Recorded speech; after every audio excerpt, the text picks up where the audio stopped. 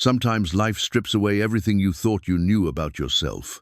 For Gabe Archer, that moment came when he buried his wife and lost his job in the same terrible year. Then a letter arrived from a lawyer he'd never met, telling him about a great-uncle he'd never heard of, who left him a mansion in Ashgrove Hollow. The townspeople laughed at him for accepting it. They said the Archer house was cursed. They said nobody who lived there stayed sane. But Gabe had his 8-year-old daughter Emma and nowhere else to go. So he packed their car and drove through the rusted gates. The old mansion stood dark and forgotten among the trees. As he walked up to the front door, something moved in the upstairs window. Not threatening, but waiting. What family secret was hidden inside that house worth $139 million? Before we jump back in, tell us where you're tuning in from, and if this story touches you, make sure you're subscribed, because tomorrow I've saved something extra special for you. The morning Sarah died, she'd asked Gabe to promise her something. "Don't let Emma grow up afraid of the world," she'd whispered, her voice barely audible above the steady beep of machines. "Show her that beautiful things can happen, even after the worst days." That was 18 months ago, and Gabe hadn't done a very good job keeping that promise. He watched his daughter in the rearview mirror as they drove through the winding mountain roads toward Ashgrove Hollow. Emma sat quietly with her sketchbook, drawing the passing trees with careful strokes of her colored pencils. At 8 years old, she had her mother's gentle eyes and artistic soul, but lately those eyes held a sadness that no child should carry. The job loss had come 6 months after the funeral. 23 years as a restoration architect, specializing in historical buildings, and it all ended with a phone call about restructuring and market conditions.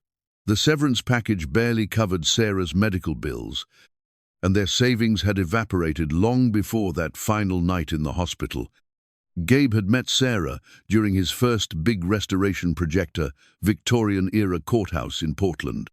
She was the lead researcher, passionate about preserving the stories hidden in old buildings. "Every structure has a soul," she used to say, running her fingers along century-old woodwork. "We're not just fixing buildings, we're healing history." They'd married in that same courthouse after the restoration was complete, surrounded by the intricate crown molding and restored stained glass windows they'd brought back to life together. Emma was born 3 years later, and Sarah had filled their small house with the same warmth she brought to her work: attention to detail, respect for the past, and an unshakable belief that broken things could be made whole again. When the cancer came, Sarah fought it with the same methodical determination she'd applied to her research. She documented every treatment, every setback, every small victory. "I'm not giving up," she'd tell Gabe during the long nights when the pain kept her awake. "Emma needs to see that we don't surrender to the hard things." But sometimes the hard things win anyway. The inheritance letter had arrived on a Tuesday, 3 weeks after the eviction notice. Gabe almost threw it away, assuming it was another collection agency using legal-sounding language to scare him. But something about the letterhead: Whitmore, Associates, Attorneys at Law, Ashgrove Hollow, Oregon, made him pause. The letter was formal but kind, explaining that Theodore Archer, Gabe's great-uncle on his father's side, had passed away and left his entire estate to the last surviving male heir of the Archer bloodline. The attorney, David Whitmore, had included a photograph of the propertier, sprawling Victorian mansion, surrounded by towering Douglas firs and overgrown gardens. Gabe had never heard his father mention a Theodore. His dad had been quiet about family history, always saying the past was better left buried. But the legal documents were legitimate, and the property was theirs, free and clear, with no liens or outstanding debts. The drive to Ashgrove Hollow took 4 hours through increasingly remote countryside. Emma had barely spoken since they'd loaded their remaining possessions into their old Honda Civic that morning. Her sketchbook was her constant companion now, a way to process feelings she couldn't quite put into words. The drawings had grown darker over the past year: storm clouds, empty houses, solitary figures standing in shadows. "Are you excited about the new house, sweetheart?" Gabe asked. trying to inject some enthusiasm into his voice. Emma looked up from her sketch of pine trees. Will it feel like home? The question hit him harder than he expected. Their little rental house in Portland had been home for 8 years, filled with Sarah's paintings, Emma's artwork taped to the refrigerator, and the comfortable clutter of a family's daily life. This mansion was just a building, 4 walls, and a roof that happened to belong to them now. I don't know yet, he answered honestly, but maybe we can make it feel like home together. The town of Ashgrove Hollow appeared suddenly around a bend in the mountain road, like something from a forgotten postcard. Main Street stretched for maybe 6 blocks, lined with brick buildings that looked like they hadn't changed since the 1940s. A few locals stood outside the general store, their conversations stopping as the unfamiliar car passed by. Gabe pulled over at Murphy's Diner to ask for directions. The woman behind the counter, maybe 60, with steel-grey hair, pulled back in a practical bun, looked at him with undisguised curiosity. "You're not from around here," she observed, not unkindly. "No, ma'am. I'm looking for the old Archer place. I'm Gabe Archer. I inherited it from my great-uncle Theodore." The diner went quiet. The few customers turned to stare, and the waitress's expression shifted from curiosity to something closer to concern. "You're actually going to live there?" An elderly man at the counter shook his head. "Son, that house has been empty for 40 years for good reason." "What kind of reason?" Gabe asked. The waitress, whose name tag read Betty, leaned across the counter. Theodore Archer was a strange man, kept to himself mostly, but there were stories. Lights in the windows when nobody was home, sounds that didn't belong. After he died, no one would go near the place. "Except the kids on dares," the old man added. "And they never stayed long. Something about that house just ain't right." Emma looked up from her sketchbook, studying the faces of the townspeople with the careful attention she usually reserved for her drawings. "What happened to Theodore?" she asked quietly. Betty's expression softened when she looked at Emma. "He got sick, honey. He and his little boy both. Back when your daddy was probably not much older than you. Real sad story." "Theodore had a son?" Gabe felt a chill that had nothing to do with the mountain air. "Thomas. Sweet child, maybe 7 or 8 when it happened. They found them both in the house. Looked like some kind of fever took them. Been empty ever since." The directions to the mansion were simple: continue north on the main road for 3 miles, turn left at the rusted mailbox, follow the gravel drive through the woods. As they drove away from town, Gabe could see the concerned faces watching them go in his rearview mirror. The rusted mailbox was almost hidden by overgrown blackberry vines, and the gravel road beyond it was more pothole than path. Ancient Douglas firs closed in on both sides, their branches so thick they blocked most of the afternoon sun. After half a mile of careful driving, the trees opened into a circular clearing. The Archer mansion rose before them like something from a Gothic novel. 3 stories of weathered grey clapboard siding, adorned with intricate Victorian gingerbread trim that had once been white but now hung in peeling strips. A wraparound porch sagged under the weight of decades, and several windows on the upper floors were boarded over with plywood. But even in its decay, the house possessed an undeniable elegance. The proportions were perfect, the architectural details carefully crafted by someone who understood beauty as well as function. This had been a home built with love and pride, before time and neglect had taken their toll. "It's bigger than I expected," Gabe said, trying to keep his voice steady. The photographs hadn't conveyed the sheer size of the place, easily 4,000 square feet, maybe more. Emma was staring at the second-floor windows. "Daddy, did you see that?" "See what, sweetheart?" "I thought I saw someone in the upstairs window. A little boy."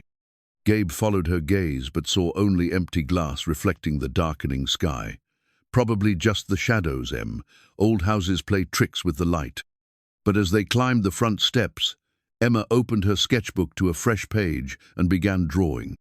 Not the mansion they were looking at, but a figure in one of the upstairs windows, a young boy with sad eyes, pressing his hand against the glass as if trying to reach through it.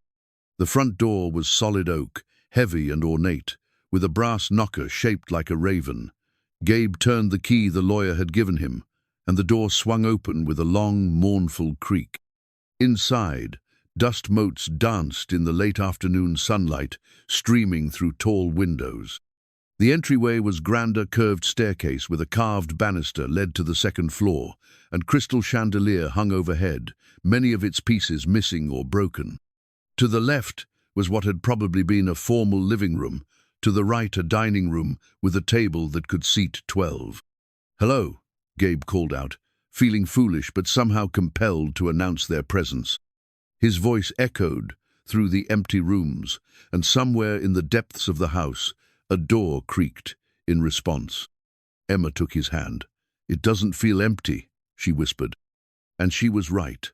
Despite 40 years of abandonment, despite the dust and decay and boarded windows, the house felt occupied. Not menacing, exactly, but watchful. As if it had been waiting patiently for someone to come home. They spent the rest of the afternoon exploring the main floor, opening windows to let in fresh air and taking inventory of what they'd inherited. The furniture was still their sheet-covered shapes that revealed themselves to be elegant pieces from another era. A baby grand piano in the music room, its keys yellowed, but still responsive to Emma's tentative touch. Built-in bookshelves lined the library walls, filled with volumes on engineering, physics, and what looked like technical manuals. In the kitchen, Gabe found evidence of Theodore's final Dacer coffee cup, still sitting by the sink, a calendar on the wall with appointments marked up until the week he died. It was as if the man had simply stepped out and never returned. As evening approached, they made a simple dinner from the supplies they'd brought and ate it at the massive dining room table. Emma's sketchbook lay open beside her plate, and Gabe noticed she'd added more details to her drawing of the boy in the window. Now he was smiling, as if welcoming her home. "Are you scared, Daddy?"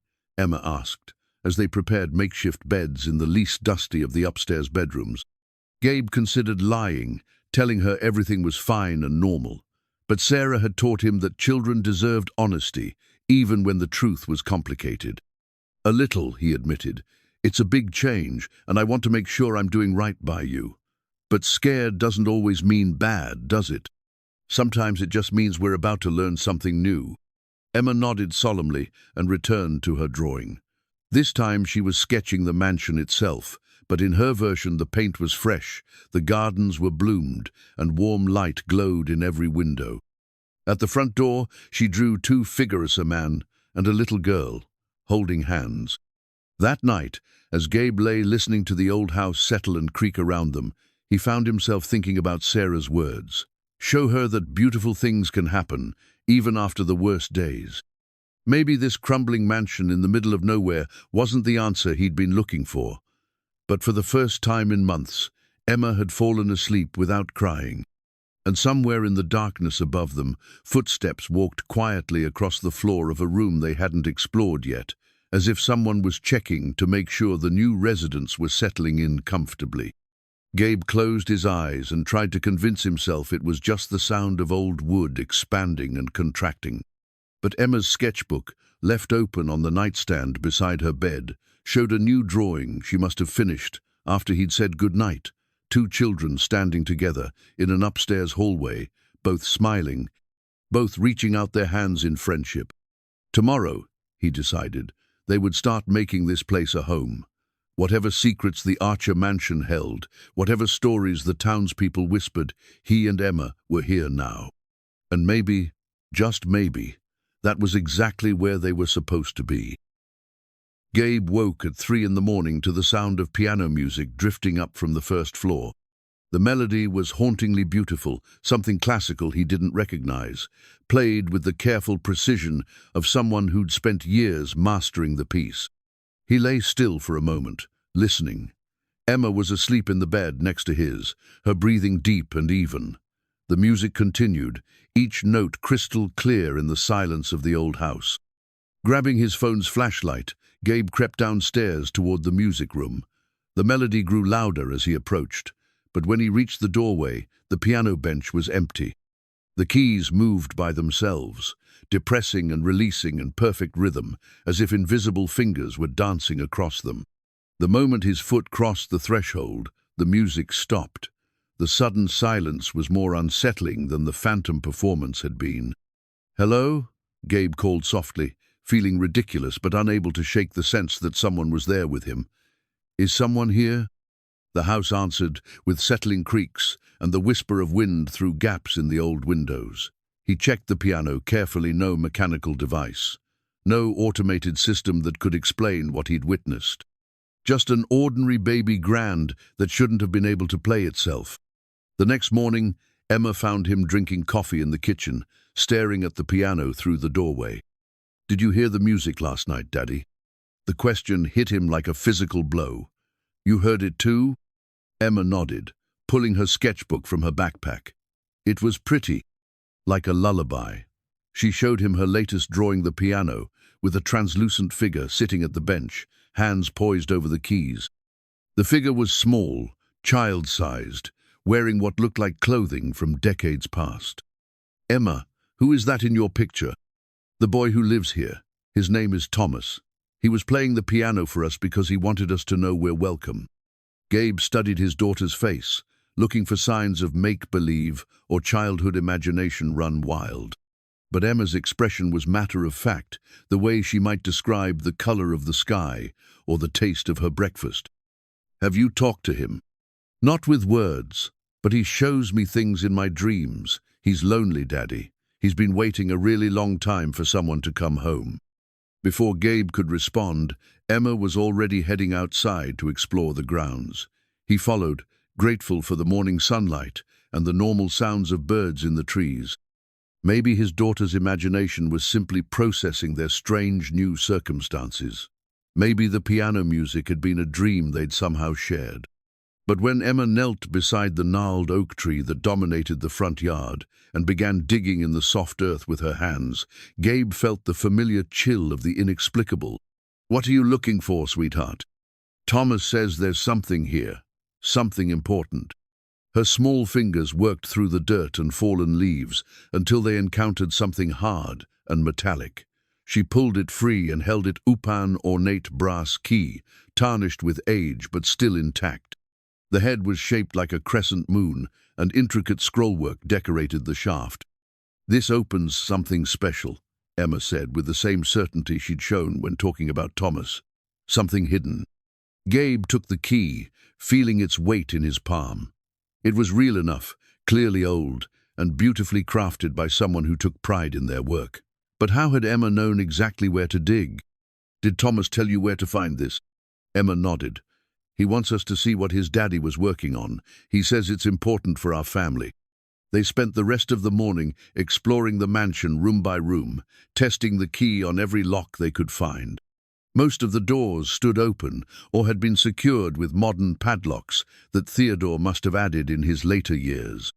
But in the library, behind a towering bookshelf filled with technical manuals and engineering texts, Emma noticed something that Gabe had missed. "Daddy, look. The books here are different." She was right. While most of the volumes were bound in leather or cloth, this particular section contained books that were clearly fake hollow boxes, designed to look like books from a distance. And when Gabe pulled on the spine of a volume titled Electromagnetic Theory and Application, the entire false bookshelf swung inward on hidden hinges. Behind it was a door painted the same color as the surrounding wall, nearly invisible in the dim light, and in the center of that door was a brass lock shaped like a crescent moon. The key turned smoothly, as if it had been waiting 40 years for this moment. The hidden room was smaller than Gabe had expected, maybe 8 feet by 10, but it was crammed with the most extraordinary collection of inventions and technical drawings he'd ever seen. Workbenches lined the walls, covered with devices that looked decades ahead of their time. Blueprints and schematics covered every available surface, held down by weights and paper clips. And in the center of it all sat a device that defied easy description. It looked like a cross between a radio and a telescope, built from brass and copper, with crystalline components that caught the light from the single overhead bulb. Wires and coils connected various parts in patterns that seemed almost organic, like the circulatory system of some mechanical creature. A brass plaque at the base read, "Harmonic Resonance Generator, Prototype 7, T. Archer, 1982. Emma approached the device with the fearless curiosity of childhood, reaching out to touch one of the crystal components. "Emma, wait." But it was too late. The moment her fingers made contact, the device hummed to life.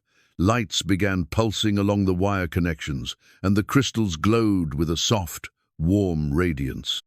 The air in the room seemed to shimmer, and Gabe felt a strange, tingling sensation, like standing too close to a powerful electrical field. Then Emma gasped and pulled her hand back. "Thomas says thank you," she whispered. "He says his daddy can rest now because someone finally found his work." The device powered down gradually, its lights fading until the room returned to normal. But something had changed. The very air felt different, charged with possibility, and old secrets finally coming to light. Gabe examined the blueprints scattered across the workbenches. The technical language was beyond his expertise, but he recognized Theodore's handwriting from the notes and calculations covering every margin. This wasn't the work of a hobbyist or amateur inventor. These were the plans of someone who understood principles of physics and engineering that most people couldn't even pronounce. One set of drawings caught his attention: schematics for what looked like a power generation system, but unlike anything he'd seen before. The notes mentioned harmonic frequency manipulation and crystalline energy amplification. At the bottom of the page, in Theodore's careful script, was a single line that made Gabe's heart race. Estimated output, 500% efficiency over conventional methods. "Emma, I think your great-great-uncle Theodore was working on something very important, something that could change how the whole world thinks about energy." Emma was sketching again, her pencil moving rapidly across the page. This time her drawing showed the hidden room, but populated with figures: a tall man in a white lab coat working at the central device, and a young boy watching from the doorway with obvious pride and admiration. "Thomas loved watching his daddy work," she said without looking up from her drawing. "He wanted to be an inventor too when he grew up."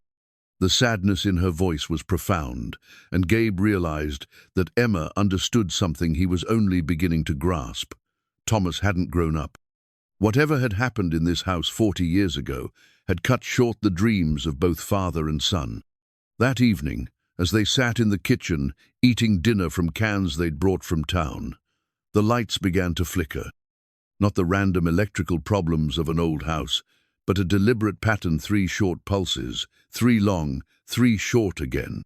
"Sauce," Gabe murmured, recognizing the Morse code signal. "Someone's asking for help." Emma looked up from her soup. "Not asking, Daddy. Thomas is trying to tell us something. He says there are people who don't want anyone to know about his daddy's work. Bad people who took something that didn't belong to them."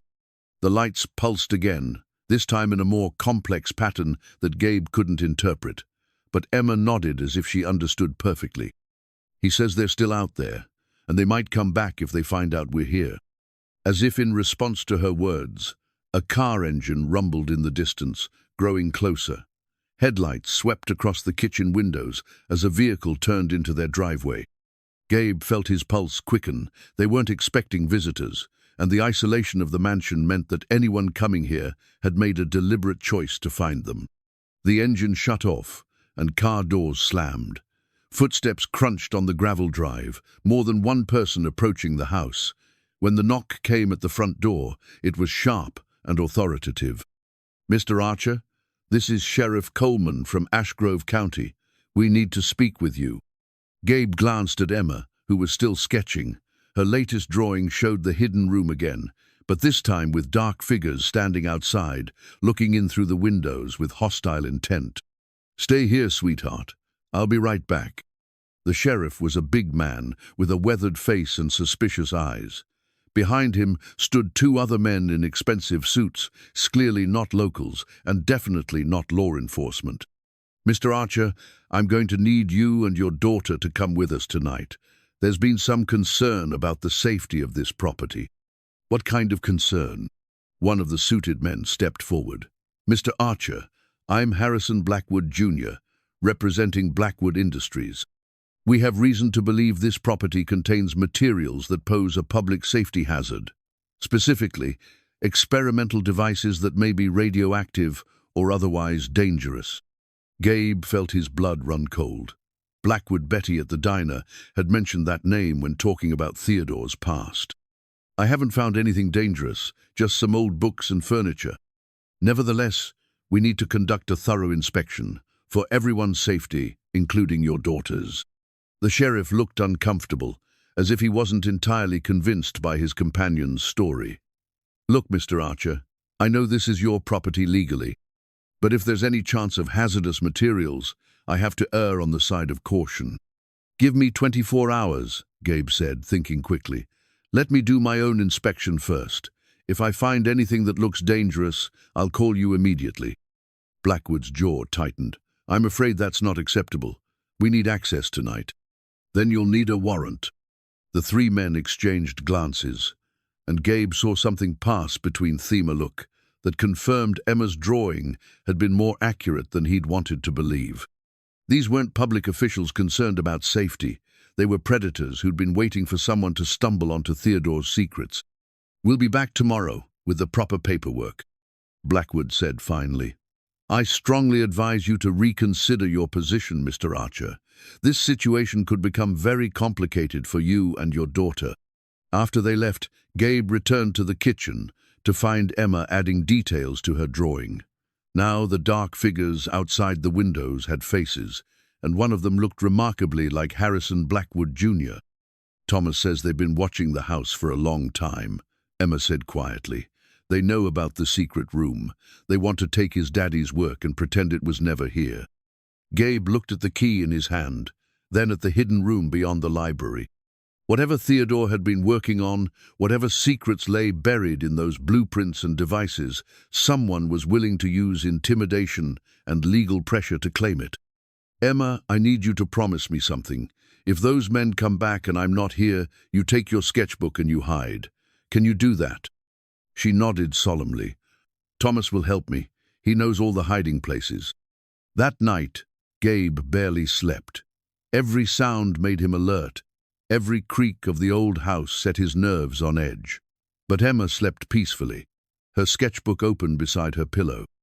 Her final drawing of the day showed the mansion surrounded by a protective glow, with two children standing guard at the window zone, living, one dead, both determined to protect their home and their family's legacy.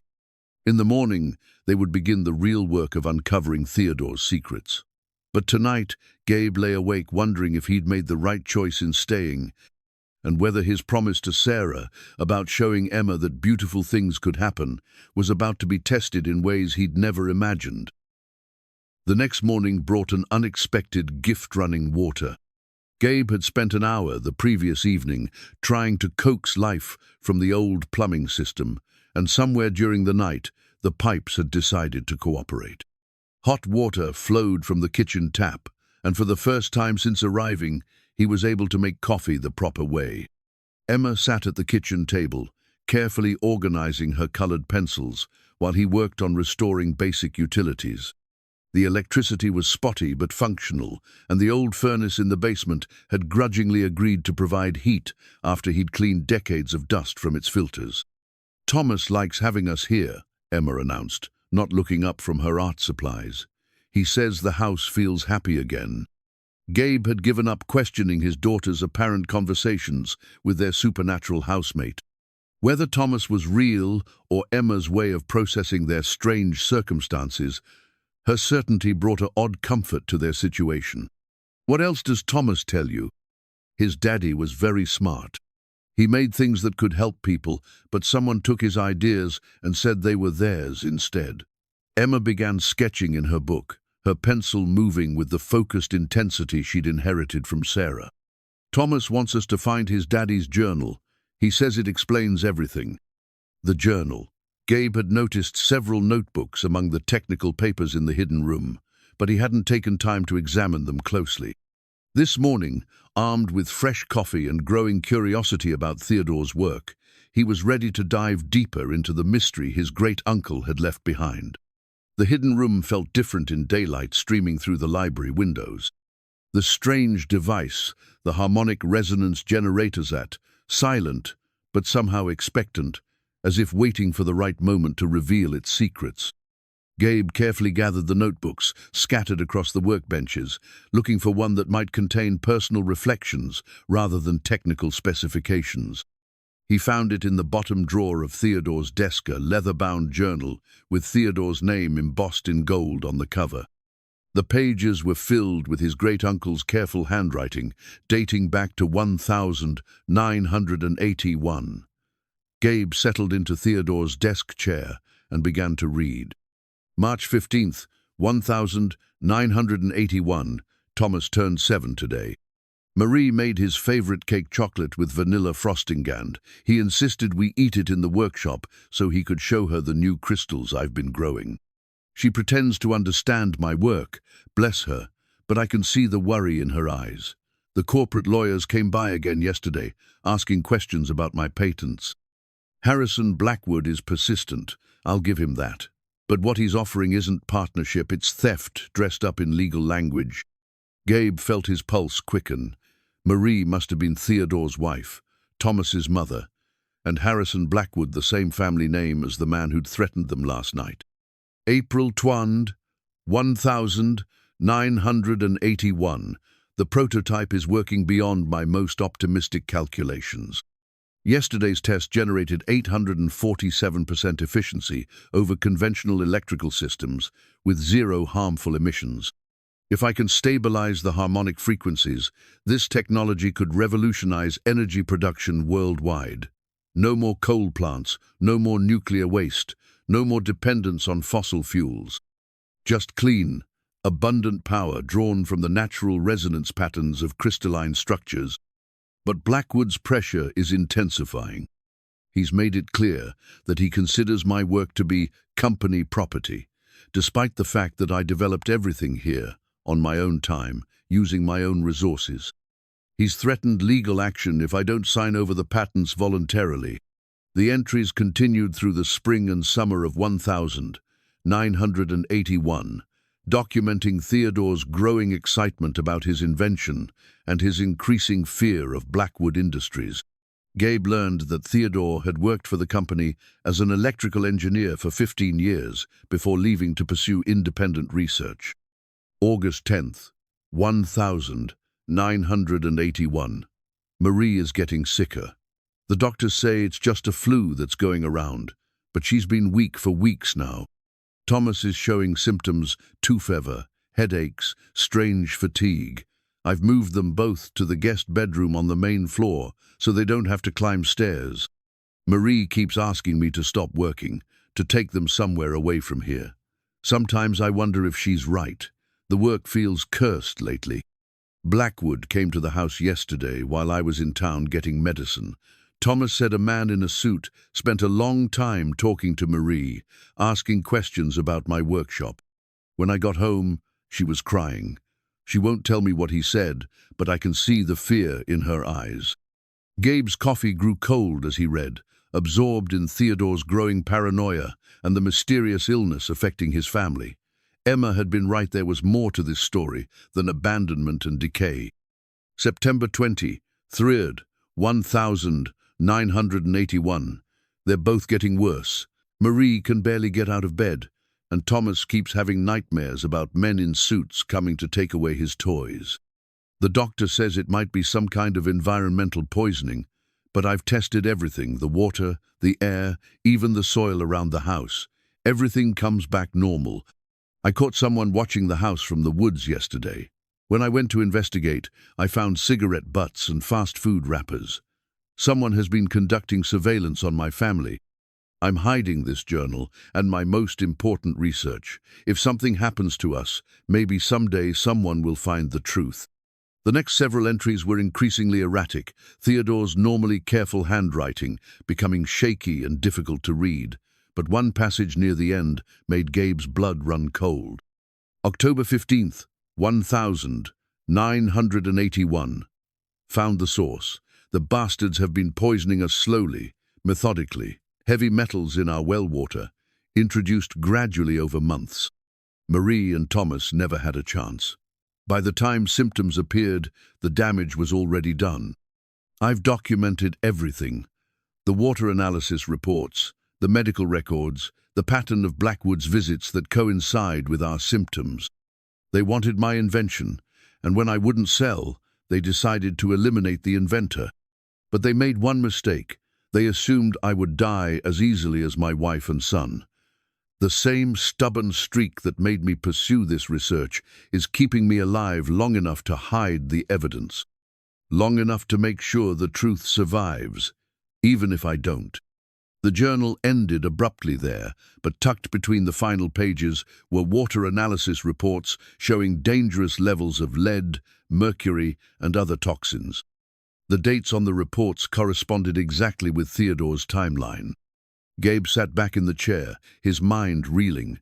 Theodore hadn't died of natural causes, and neither had his family.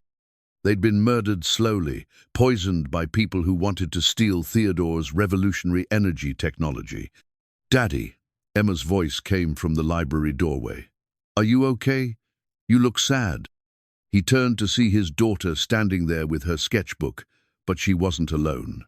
Beside her, translucent but clearly visible in the morning light, stood a young boy in clothes from 40 years past. Thomas had dark hair like Emma's, and the serious expression of a child who'd grown up too fast. He looked exactly like Emma's drawings. Gabe blinked hard, expecting the apparition to vanish, but Thomas remained, regarding him with solemn eyes that held both sadness and hope.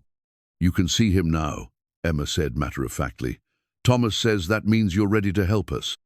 The ghost of Theodore's son stepped forward, and when he spoke, his voice carried the echo of decades. "They killed my father and mother and me, but they didn't kill the truth. Father hid everything, hoping someone in the family would come back someday." Gabe found his voice. "What do you need us to do?" "Find the rest of Father's work. He hid pieces in different places, so they couldn't steal everything at once. The journal is just the beginning." Emma opened her sketchbook to a page Gabe hadn't seen before, a detailed map of the mansion and grounds, with X marks indicating hidden locations. "Thomas remembers where everything is buried. But we have to hurry. The bad men are coming back." As if summoned by her words, the sound of vehicles approaching echoed from outside. Multiple engines, tires crunching on gravel. Gabe moved to the window and saw 3 black SUVs pulling into the circular drive, along with Sheriff Coleman's patrol car. "How many hiding places?" Gabe asked quickly. 7 more, Thomas replied. "But the most important one is in Father's bedroom, under the floorboards where he kept Mother's jewelry box." Emma was already moving, her sketchbook tucked under her arm. "I'll get it. Thomas will show me." "Emma, no, it's too dangerous." But she was already running up the main staircase, the ghost of Thomas keeping pace beside her. Gabe heard car doors slamming outside, followed by heavy footsteps on the front porch. The knock came hard and authoritative. "Mr. Archer, this is Sheriff Coleman. Open up. We have a warrant." Gabe quickly stuffed Theodore's journal inside his jacket and headed for the front door. Through the glass, he could see Sheriff Coleman flanked by the same 2 men from last night, plus several others he didn't recognize. All of them looked grim and determined. "Good morning, Sheriff. You're up early." Coleman held up an official-looking document. "Court order for immediate inspection of the premises. We need you and your daughter to wait outside while we conduct our search." "What exactly are you searching for?" Harrison Blackwood, Jr. stepped forward. "Hazardous materials, as we discussed. Our environmental specialists need to test for radioactive contamination and other potential dangers." The men behind him didn't look like environmental specialists. They looked like private security, the kind of people who asked questions with their fists and disposed of problems quietly. "Where's your daughter, Mr. Archer?" Coleman asked, glancing around the entryway. "Getting dressed upstairs. She's only 8, Sheriff. This is frightening for her. We'll make this as quick as possible, but I need both of you outside while we work." Gabe had no choice but to comply, As the men dispersed through the house, he called up the stairs. "Emma, come down here, sweetheart. We need to wait outside for a few minutes."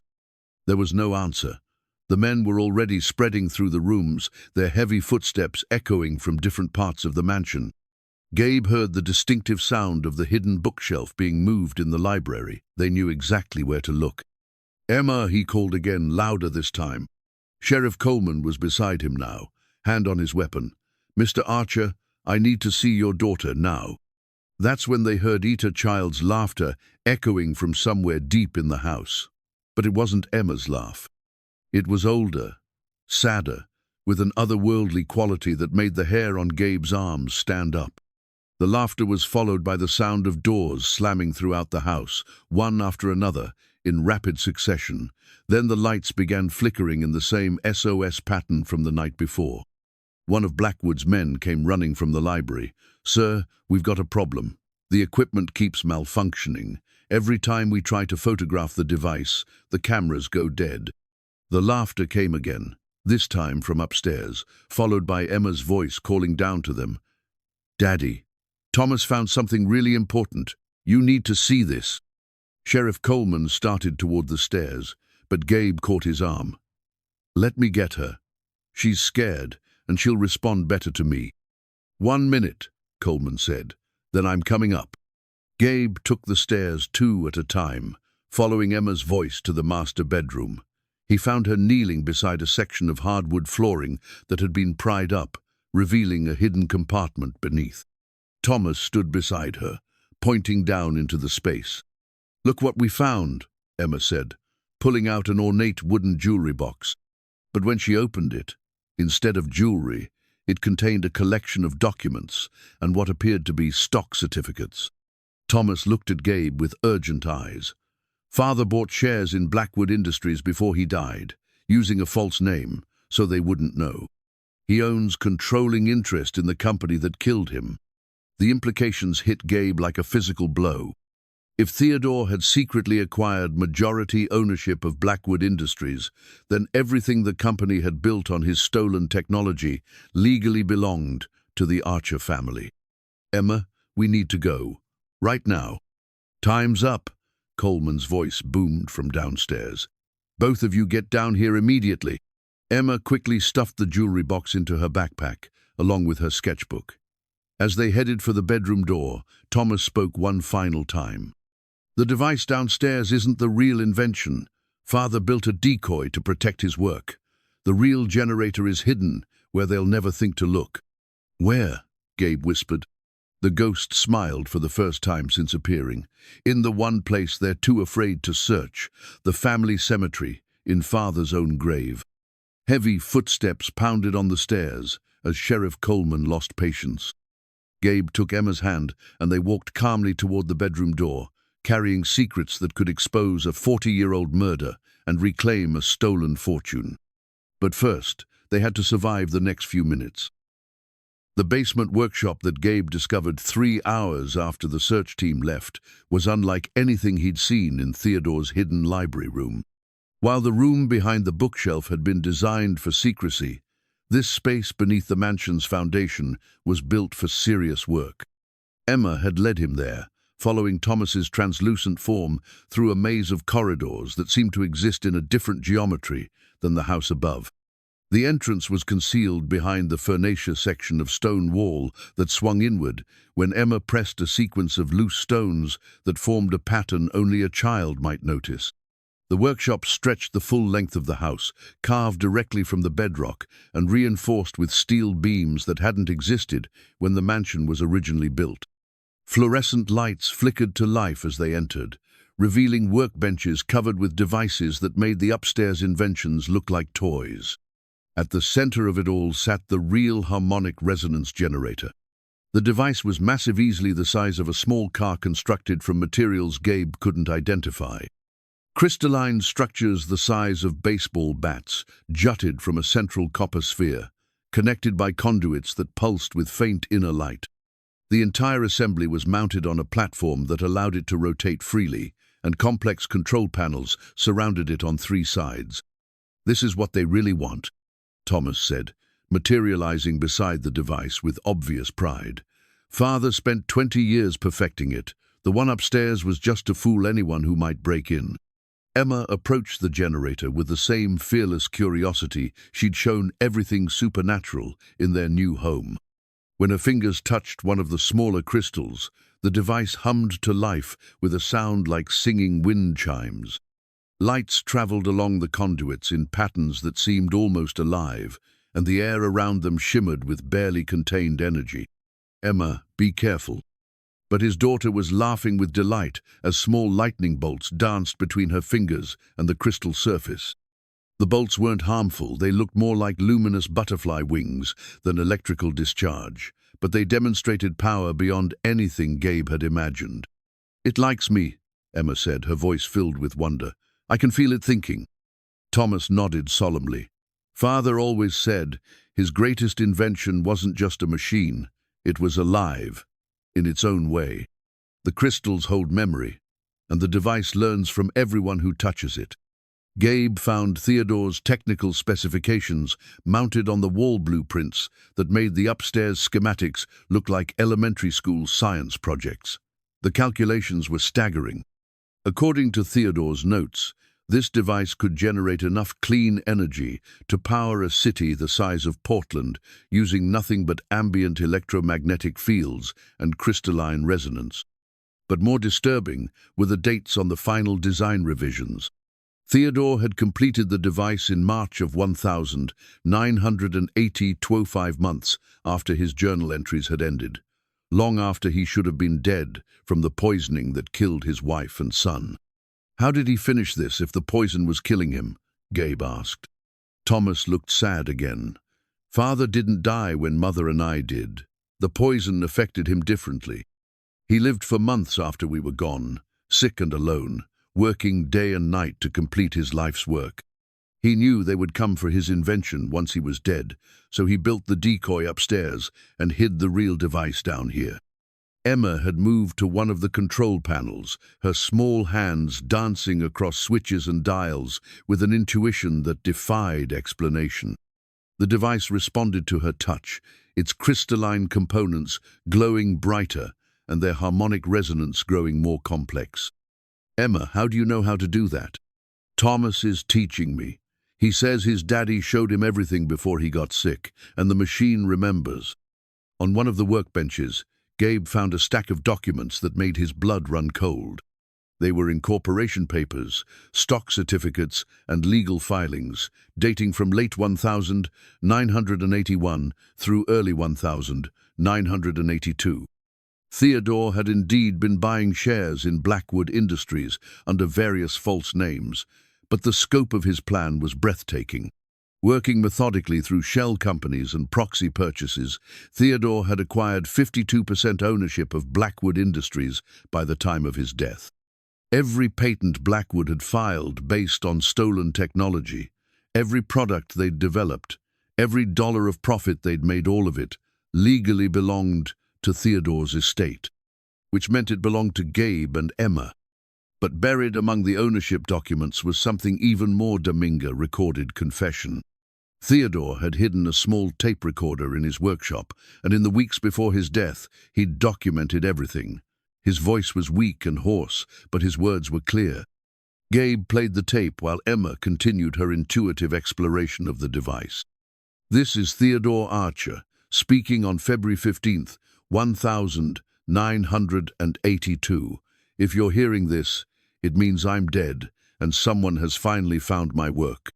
Harrison Blackwood killed my wife and son through deliberate poisoning. I have the evidence. Water analysis reports, medical records, timeline documentation. They wanted my energy technology, and when I refused to sell, they tried to eliminate me. But they made an error. They assumed the poison would affect me the same way it affected Marie and Thomas. They didn't account for the electromagnetic field exposure I've sustained over 20 years of research. The crystalline energy patterns in my workshop have changed my physiology. I'm dying, but slowly, and I've had time to prepare.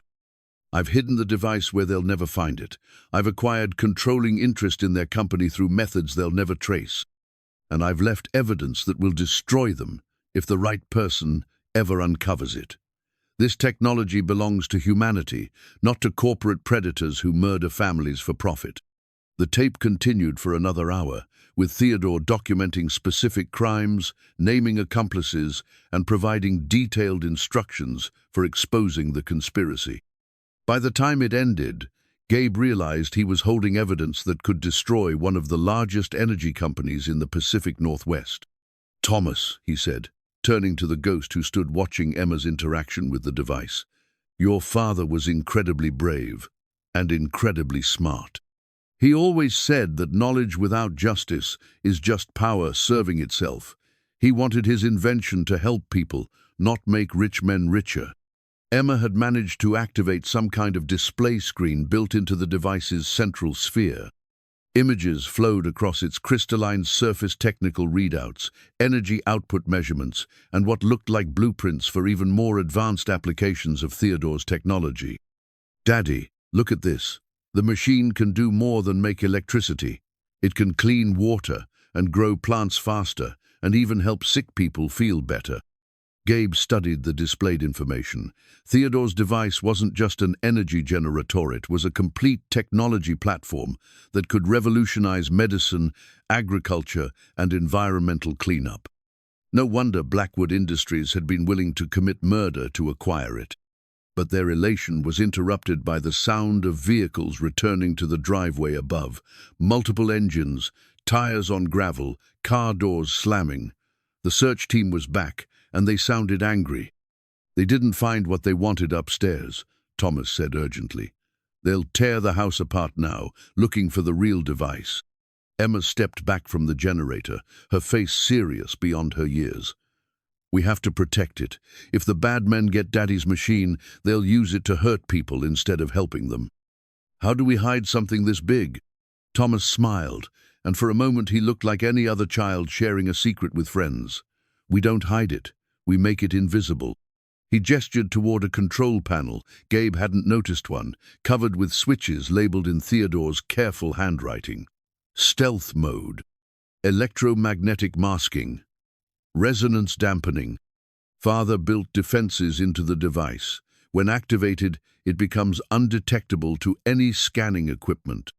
The energy signature disappears, the magnetic fields neutralize, even the physical structure becomes harder to perceive.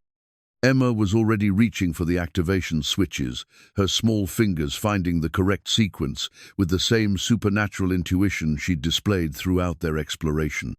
As each switch engaged, the massive device began to fade, not disappearing exactly, but becoming translucent, like looking at something through water. Within moments, the harmonic resonance generator had become nearly invisible. The workshop appeared empty, except for basic tools and workbenches that could belong to any basement repair shop. "It's still there," Thomas explained as heavy footsteps pounded across the floor above them. "But now it exists slightly out of phase with normal reality." Father learned the technique from studying the electromagnetic properties of ghost manifestations. The irony wasn't lost on Gabe. Theodore had used principles of the supernatural to hide his revolutionary technology from those who would misuse it. "We need to get upstairs before they realize we're missing," Gabe said, but Emma was gathering something from one of the workbenches. She held up a device about the size of a smartphone, constructed from the same crystalline materials as the generator. "Thomas says this is important. It's connected to the big machine, like a remote control." The prototype device was beautiful in its simplicity, a flat crystal screen surrounded by smaller control crystals that glowed softly in response to touch. When Emma activated it, the screen showed a simplified version of the generator's status displays. "Father called it the resonance key," Thomas explained. "Whoever holds it can control the main device from anywhere in the world. It also contains copies of all his research and evidence." Shouting voices echoed from upstairs, growing closer to their location. Sheriff Coleman was calling their names, his tone shifting from official authority to genuine concern.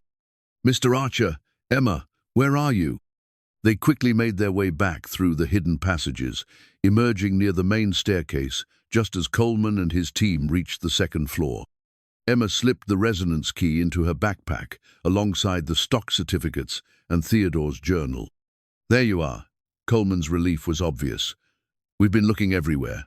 Where were you? Exploring the basement, Gabe replied truthfully. Emma wanted to see if there were any old toys or books stored down there. One of Blackwood's men stepped forward, a different operative than the previous night, this one with the cold eyes of someone accustomed to violence. Find anything interesting down there? Just old furniture and boxes of junk, Emma answered with perfect innocence, and some really big spiders. The man's gaze lingered on Emma's backpack, but she hugged it closer to her chest with the protective instinct of a child guarding her treasures.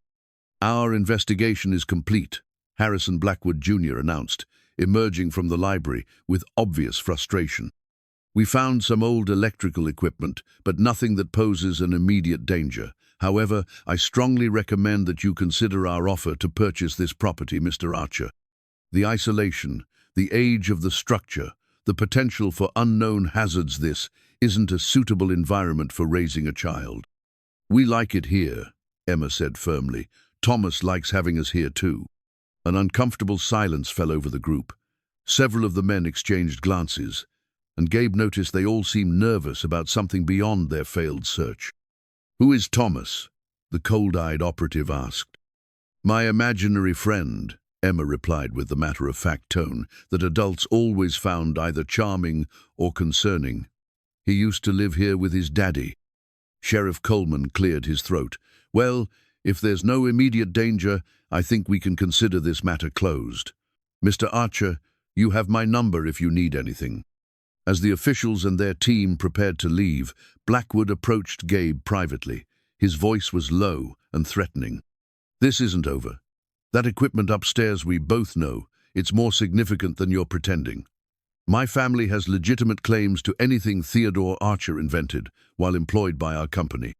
If you think you can profit from stolen intellectual property, you're mistaken. Are you threatening me, Mr. Blackwood? I'm giving you friendly advice. Sell us the property, take a fair price, and find somewhere safe to raise your daughter. Some secrets are too dangerous to uncover. After they left, Gabe and Emma stood in the sudden quiet of their home, processing what they'd learned and what lay ahead. The resonance key in Emma's backpack contained evidence that could expose a 40-year-old conspiracy and reclaim a stolen fortune. But it also made them targets of people who had already proven willing to commit murder. Daddy, Emma said quietly, Thomas wants to show us one more thing, something really important. The ghost of Theodore's son materialized beside her, his expression more serious than Gabe had yet seen. There's a place where Father hid his most important work, not the device, not the evidence, but something that proves his technology can do more than generate power. Something that could change everything. What is it? Proof that consciousness can exist in electromagnetic patterns, that memory and personality can be preserved in crystalline matrices, that death might not be the end after all. Emma took Gabe's hand, her small fingers warm and reassuring. Thomas says his daddy found a way to talk to people who've gone to heaven. And if the bad men get the machine, they might try to use it to hurt people who can't protect themselves anymore. The implications were staggering. If Theodore had discovered a way to scientifically prove life after death, to actually communicate with those who had passed away, the technology would be beyond valuable. It would fundamentally change humanity's understanding of existence itself. But in the wrong hands, such power could be corrupted in ways that defied imagination. Where is this proof hidden? Gabe asked. Thomas pointed toward the windows facing the back of the property. In the family cemetery, in Father's grave, where he thought it would be safe forever. As evening shadows began to fall across the mansion grounds, Gabe realized their quiet exploration of family secrets was about to become something much more dangerous. Tomorrow, they would need to disturb the dead to protect the living, and somewhere out there, Harrison Blackwood Jr. was planning his next move in a game that had already cost 3 lives. But tonight, for the first time since arriving at the mansion, Emma fell asleep without fear. Her sketchbook lay open beside her pillow, showing a drawing of the invisible generator surrounded by protective light, with Thomas standing guard like a sentinel against the darkness. The house settled around them with the comfortable sounds of home, and Gabe allowed himself to hope that maybe, just maybe, they could win this impossible fight. The family cemetery lay hidden behind a grove of ancient oak trees at the far edge of the property, accessible only by a overgrown path that seemed designed to discourage visitors. Gabe and Emma made their way through the morning mist, following Thomas's ghostly form as he led them to secrets that had been buried for 40 years. The cemetery was smaller than Gabe had expected, maybe a dozen headstones scattered across a plot of land that had once been carefully maintained, but now struggled beneath invasive blackberry vines and volunteer saplings. Most of the markers were so weathered their inscriptions had become illegible, but 3 newer graves stood out near the center of the space. Marie Archer, beloved wife and mother, 1943, 1981. Thomas Archer, cherished son, 1974, 1981. Theodore Archer, inventor and dreamer, 1925, 1982. Emma knelt beside Thomas's grave, her small hand tracing the carved letters of his name. The ghost boy materialized beside her, translucent in the morning sunlight, but somehow more solid than he'd appeared in the house. "Father made sure we were buried together," Thomas said softly. "Even though he lived for months after Mother and I died, he knew we'd want to be a family again." Gabe studied Theodore's headstone, noting the dates with growing understanding. If Theodore had died in February 1982, that meant he'd lived nearly 5 months after losing his wife and son, 5 months of grief and determination, building the hidden generator and gathering evidence against the people who'd destroyed his family. "Thomas, where exactly did your father hide the proof?" The ghost pointed to the base of Theodore's headstone. Underneath, in a metal box, he sealed with the same crystalline technology he used for the generator. The electromagnetic field preserves everything inside perfectly. Emma was already examining the ground around the grave. "Daddy, the dirt here is different. It's been moved more recently than the other graves." She was right. While the other burial sites showed decades of settling and natural erosion, the earth around Theodore's grave looked like it had been disturbed within the past few years. "Someone else has been here," Gabe realized with growing alarm. Thomas nodded grimly. "Father set up automated systems to maintain his hiding places. Every few years, the devices activate and perform maintenance, replacing seals, checking preservation systems, updating security measures. But if someone knew what to look for, they might have noticed the activity." Emma pulled the resonance key from her backpack. The crystalline device was glowing more brightly in the cemetery, its internal patterns shifting in response to some nearby energy source. "The machine can see underground," she said with wonder, studying the display screen. "There's something metal down there, about 3 feet below the headstone." Gabe hadn't thought to bring digging tools, but Emma was already using a sharp stick to scrape away the loose topsoil. Her technique was methodical, careful not to disturb the grave itself while exposing whatever Theodore had hidden beneath his marker. Within an hour, her persistence was rewarded. The stick struck something hard and metallic. Working together, they cleared away enough dirt to reveal the corner of a stainless steel box about the size of a briefcase. But as Gabe worked to extract the container, the sound of vehicles approaching echoed through the woods. Multiple engines, moving fast on the gravel road that led to the mansion. Emma's head snapped up, her expression shifting from excitement to fear. "They're back," she whispered. Thomas's ghostly form became more solid, his young face set with determination. "They've been monitoring the property with electronic surveillance. When Father's maintenance systems activated last night, the energy signature was probably detected. The steel box came free with a satisfying scrape of metal against stone. It was heavier than Gabe had expected, and the surface was covered with the same intricate engravings he'd seen on Theodore's more advanced devices. As soon as his fingers touched the metal, the box began to glow with soft inner light. "Biometric lock," Thomas explained. "It only opens for family members. Father's blood, my blood, your blood, Emma's blood, the device, recognizes the genetic patterns. Emma touched the box's surface, and it responded immediately. Seams appeared in the metal, and the container opened with a soft hiss of escaping air. Inside, protected by crystal matrices that sparkled like captured starlight, were documents and devices that made everything they'd found previously seem insignificant. The centerpiece was a smaller version of the resonance key, but this one was constructed from materials that seemed to bend light around them. When Emma picked it up, voices immediately filled the air, not threatening or frightening, but warm and welcoming. "Hello, sweetheart." The voice was female, gentle, with the patient tone of someone speaking to a beloved child. "I'm Marie, Thomas's mother. We've been waiting so long to meet you." Emma's eyes filled with tears, but she was smiling. "You're Thomas's mummy. He told me about you. And you're Emma, Theodore's great-grand-niece. You have your great-grandmother's eyes and your mother's artistic gift. Sarah sends her love, by the way. She's very proud of how brave you've been."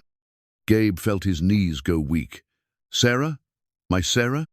Another voice joined the first, older, male, with the careful diction of an educated man. "Hello, Gabriel. I'm Theodore. Your great-uncle, though we never had the chance to meet in life. Sarah is here with us, and she wants you to know that everything you're doing is exactly what she hoped for. You're showing Emma that beautiful things can happen, even after the worst days." The vehicles were getting closer, their engines growing louder as they navigated the winding path through the woods. Gabe quickly gathered the other contents of the box, technical specifications that were beyond his understanding, legal documents that appeared to be patents filed in multiple countries, and a collection of what looked like crystalline data storage devices.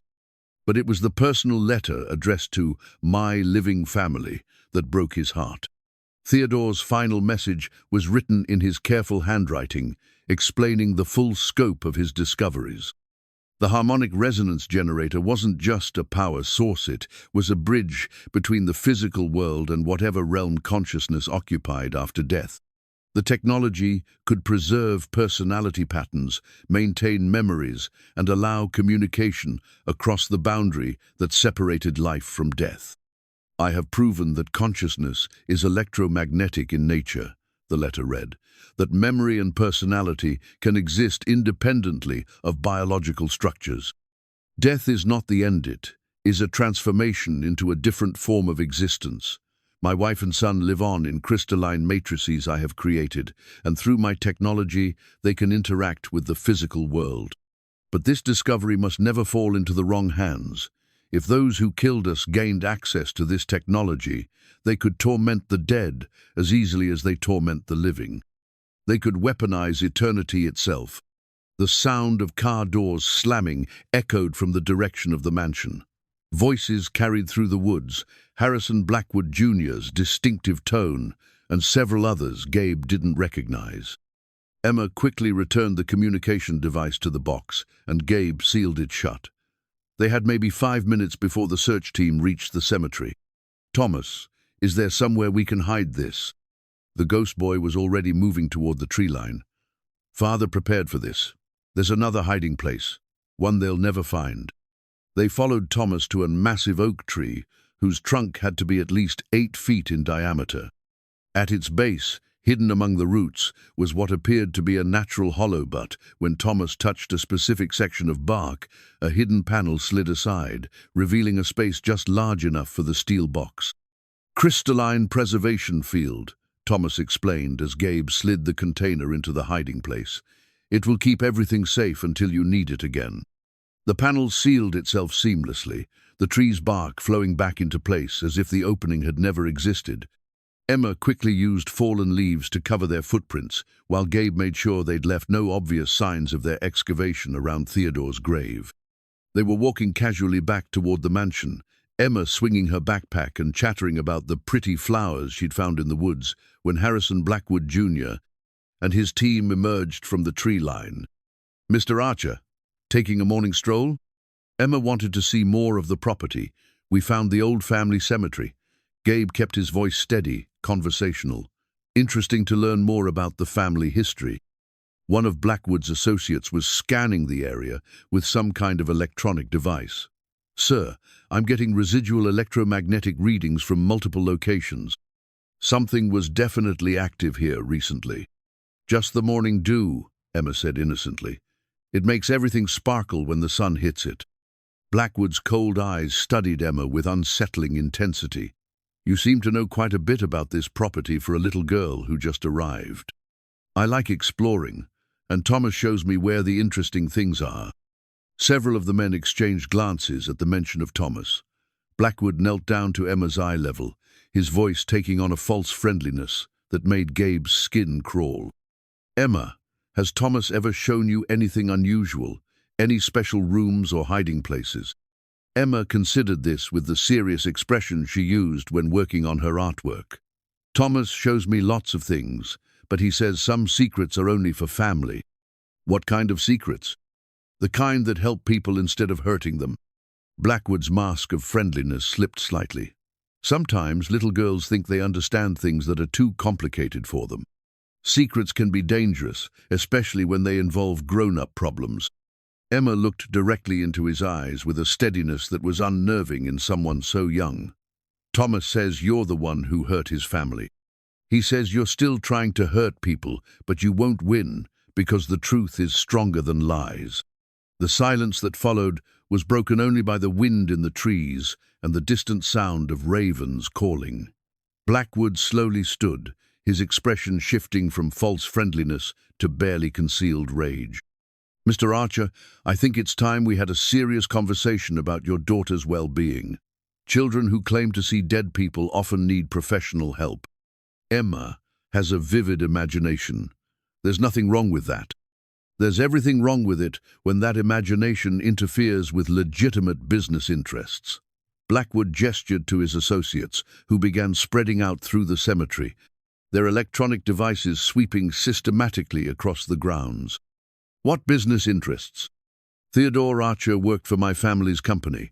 Anything he invented during his employment belongs to Blackwood Industries.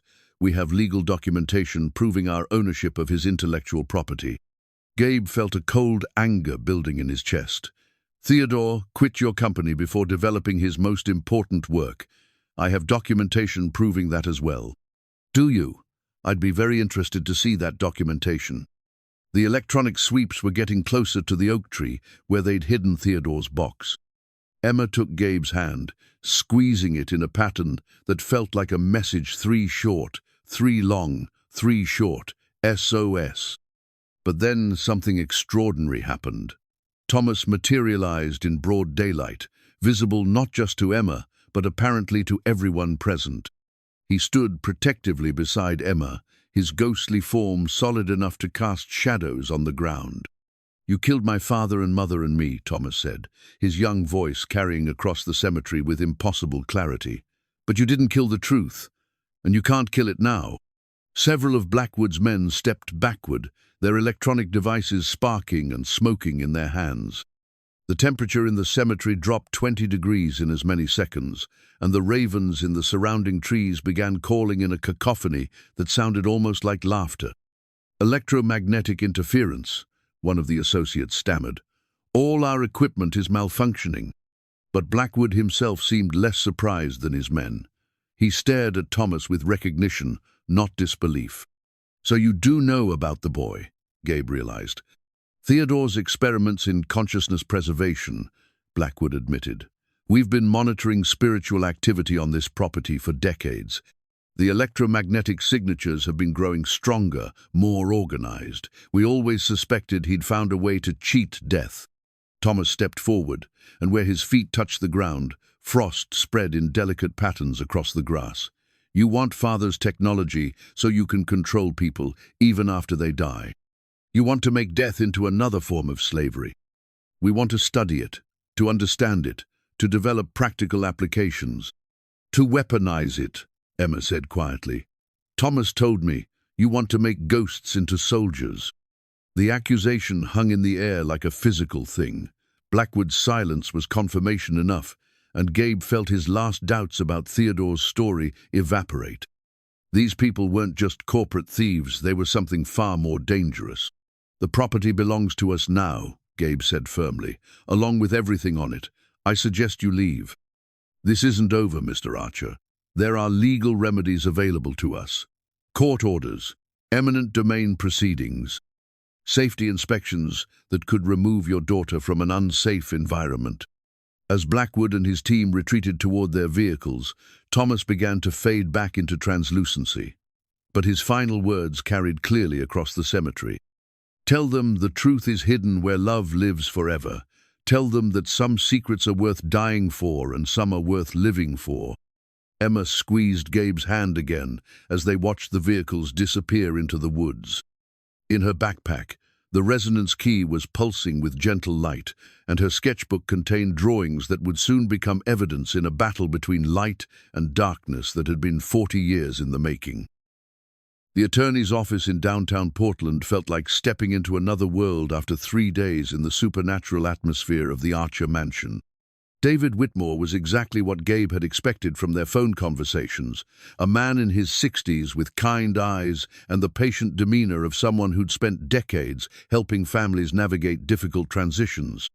What Gabe hadn't expected was Whitmore's immediate recognition of the documents Emma had found hidden throughout the mansion. "I've been waiting 40 years for someone to bring me these," Whitmore said, examining Theodore's stock certificates with obvious relief. "Your great-uncle was one of the most methodical clients I've ever represented. He anticipated every possible legal challenge and documented everything." Emma sat quietly in the corner of the office, her sketchbook open as she drew the impressive law books that lined the walls. But Gabe noticed her pencil kept moving toward empty spaces in her drawings, adding translucent figures that looked suspiciously like Thomas. "Mr. Whitmore, are you saying you knew about Theodore's plan to acquire Blackwood Industries?"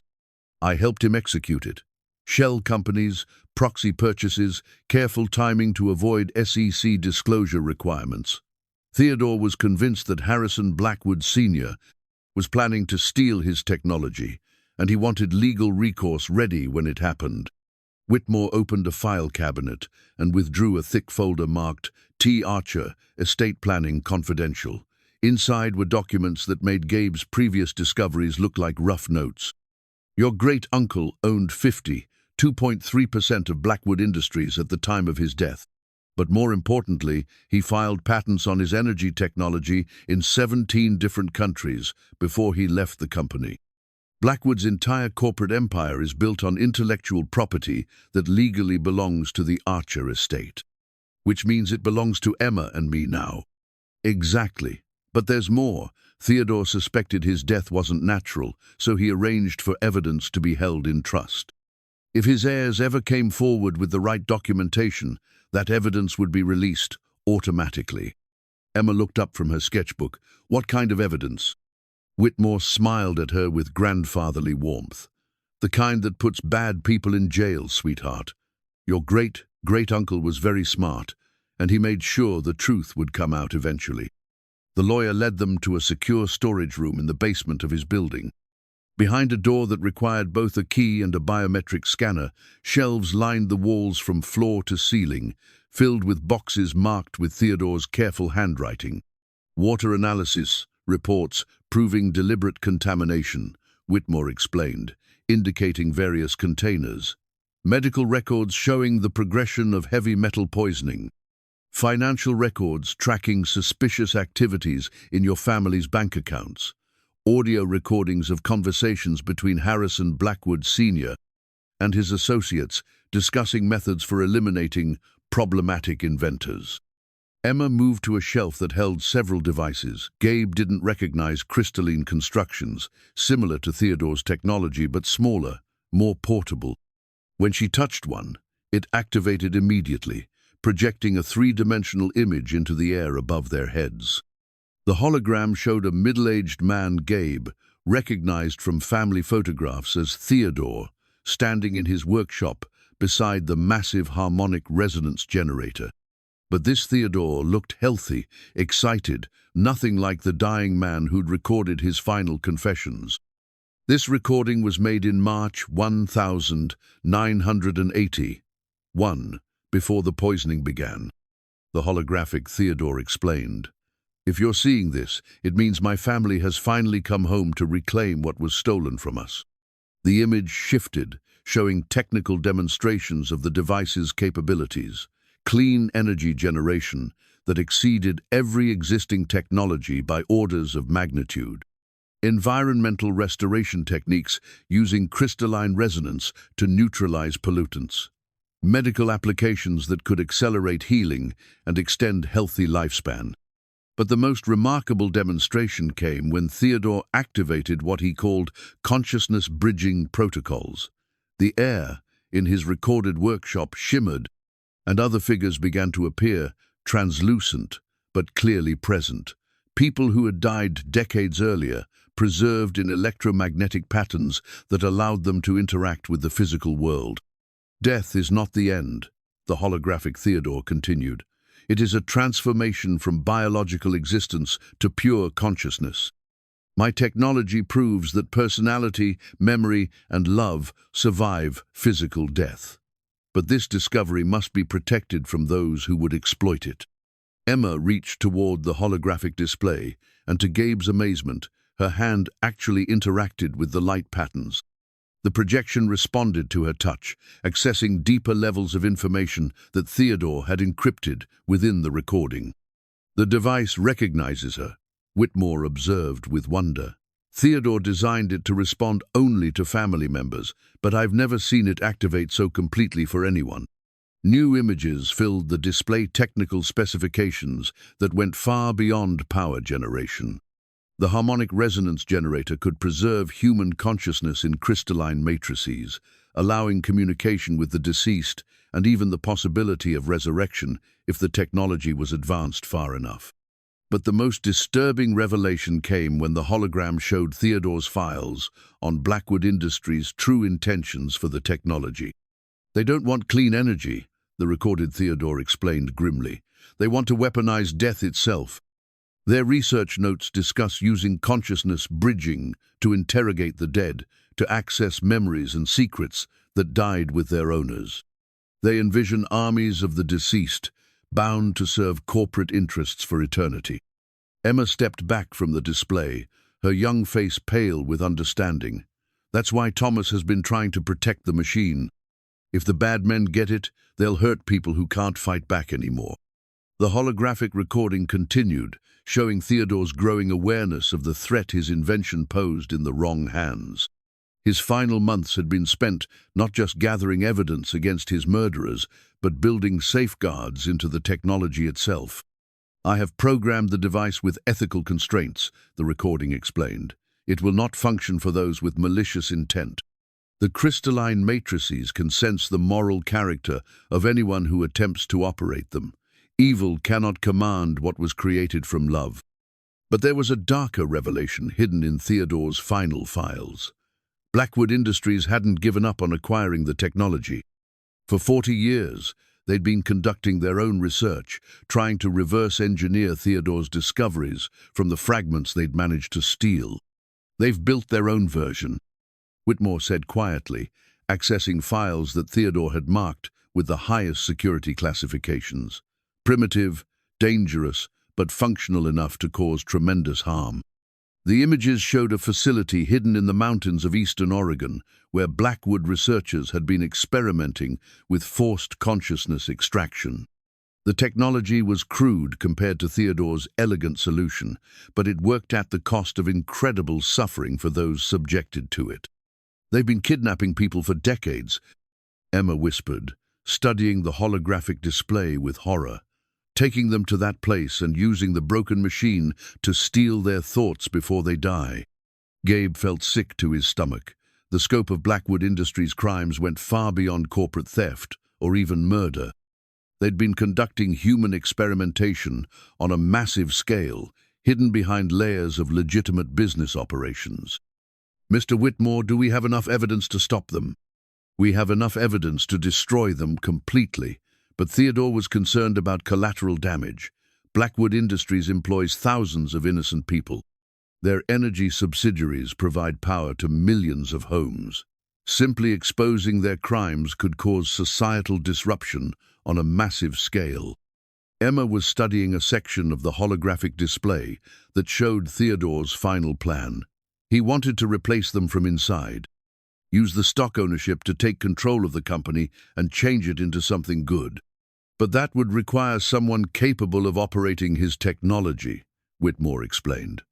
Someone with both the technical knowledge and the moral character to handle such power responsibly.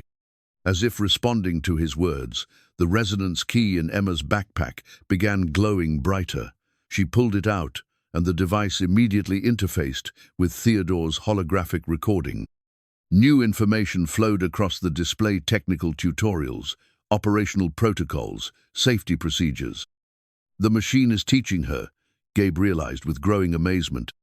Emma nodded, her eyes fixed on the swirling patterns of information. Thomas is helping too. He remembers everything his daddy taught him. The tutorial continued for over an hour, with Emma absorbing complex technical concepts with an ease that defied her age. By the time the recording ended, she was operating the resonance key with the confidence of someone who'd been trained for years. "Mr. Whitmore, what exactly are we getting ourselves into?" The elderly lawyer looked at them both with a mixture of admiration and concern. "You're taking on one of the most powerful corporations in the Pacific Northwest. People who have killed before and won't hesitate to kill again, but you're also inheriting the most revolutionary technology in human history and the chance to prevent it from being used for evil." Emma closed her sketchbook and stood up with the determination that reminded Gabe so much of Sarah. "Thomas says we can't let them hurt any more people, and his daddy's machine will help us stop them." As they prepared to leave the attorney's office, Whitmore handed Gabe a secure phone and a set of keys. "Emergency contacts," he explained. "FBI agents who have been investigating Blackwood Industries for years, waiting for enough evidence to move forward. And the keys to a safe house Theodore established, in case his family ever needed protection." But Emma was looking out the office window at the parking lot below, her expression suddenly tense. "Daddy, the bad men are here. They've been watching us." Gabe followed her gaze and saw several black SUVs positioned around the building's exits. Through the tinted windows, he could make out figures with communication equipment and what looked like weapons. "How long have they been there?" Whitmore asked, his voice tight with concern. "Since we arrived," Emma replied. "Thomas tried to warn us, but I didn't understand what he meant until now." The elderly lawyer moved quickly to his desk, activating security systems that Gabe hadn't realized existed. Steel shutters descended over the windows, and reinforced locks engaged on all the doors. Theodore anticipated this scenario as well, Whitmore explained. "This building has been modified with the same crystalline shielding technology he used in the mansion. We're safe for now, but we'll need to leave eventually." Emma was already working with the resonance key, its crystalline surface showing displays that mapped the building and surrounding area. Red dots indicated hostile positions, but there were also blue dots, friendly forces, moving into position around the perimeter. "Help is coming," she announced with quiet confidence. "Thomas says the good people have been waiting for this day, too." Outside, the sound of additional vehicles arriving echoed through the reinforced walls. But these new arrivals weren't more of Blackwood's operatives. They were federal agents, finally ready to move against a corporation that had been committing crimes for 4 decades. The final confrontation was about to begin, and at its center stood an 8-year-old girl with the power to communicate with the dead and the moral clarity to use that power wisely. Emma opened her sketchbook to a fresh page and began drawing what she saw, coming a battle between light and darkness, with the spirits of the wronged standing alongside the living to ensure justice would finally be served. The legal injunction arrived at 6:47 a.m., delivered by a process server who looked like he'd rather be anywhere else in the world. Harrison Blackwood, Jr. had moved quickly after the FBI raid, using every legal tool at his disposal to prevent what he knew was coming, the complete dismantling of his family's criminal empire. Agent Morrison read the document with growing frustration, his jaw tightening with each paragraph. Emergency restraining order against any further investigation of Blackwood Industries, pending resolution of intellectual property disputes. temporary custody order for Emma Archer, citing concerns about her exposure to dangerous supernatural influences. Gabe felt his world tilt sideways. They can't take Emma. The order is signed by Judge Hamilton Harrison, Blackwood's college roommate and longtime golf partner. It's legally binding until we can get it overturned, but that could take days. Emma sat quietly at the safe-house kitchen table, her sketchbook open to a drawing that showed the mansion surrounded by dark vehicles and armed figures. But in her picture, the house itself was glowing with protective light, and translucent figures stood guard at every window and door. "Thomas says they can't take me away from the house," Emma said with calm certainty. "The machine needs someone who can talk to the spirits, and I'm the only one left in our family who can do it." Morrison looked at the 8-year-old girl with a mixture of admiration and concern. "Emma, these people are very dangerous. They've already killed hundreds of innocent people. If they get you alone..." "They won't." Emma's voice carried a confidence that seemed impossible for someone her age. "Thomas has been talking to all the other spirits, the people who were hurt in that place. They're angry, and they want justice. But they also want to protect me because I'm their only chance to make sure no one else gets hurt." The resonance key on the table began pulsing with soft light, and the temperature in the room dropped noticeably. Around Emma, translucent figures began materializing, not just Thomas, but dozens of others. Men, women, children of all ages, their ghostly forms bearing the marks of the torment they'd endured at Blackwood's hands. "Dear God," Morrison whispered, "how many of them are there?" "Hundreds," Emma replied, her voice heavy with the weight of their collective pain. "They've been trapped in the broken machine's energy patterns for decades, unable to move on because their deaths were so violent and wrong, but Theodore's virus freed them too." One of the spirits stepped forward, a middle-aged woman whose form was more solid than the others. "My name was Dr. Rebecca Chen," she said, her voice carrying the echo of decades. "I was a researcher who discovered what Blackwood was doing. They made me disappear in 1987. Another spirit materialized beside her, a young man barely out of his teens. "Jimmy Morrison. I was investigating the disappearances for a college newspaper. That was in 1995. More and more spirits revealed themselves, each adding their voice to a growing chorus of the wronged. Scientists, journalists, activists, government investigators, anyone who had gotten too close to Blackwood's secret operations over the past 40 years. "We can't rest until justice is served," Dr. Chen continued. "But we also can't let them take Emma. She's the bridge between our world and yours. Without her, we're just ghosts screaming into the void." Morrison was recording everything on his phone, gathering evidence that would be impossible to explain in court, but might be crucial for understanding what they were facing. "How do we fight a legal system that's been corrupted by decades of Blackwood influence?" Emma opened the Resonance Keys interface, accessing files that Theodore had sealed with the highest security classifications. Great, Uncle Theodore knew this would happen. He prepared for it. The device projected a holographic display showing a complex legal strategy that Theodore had developed in his final months.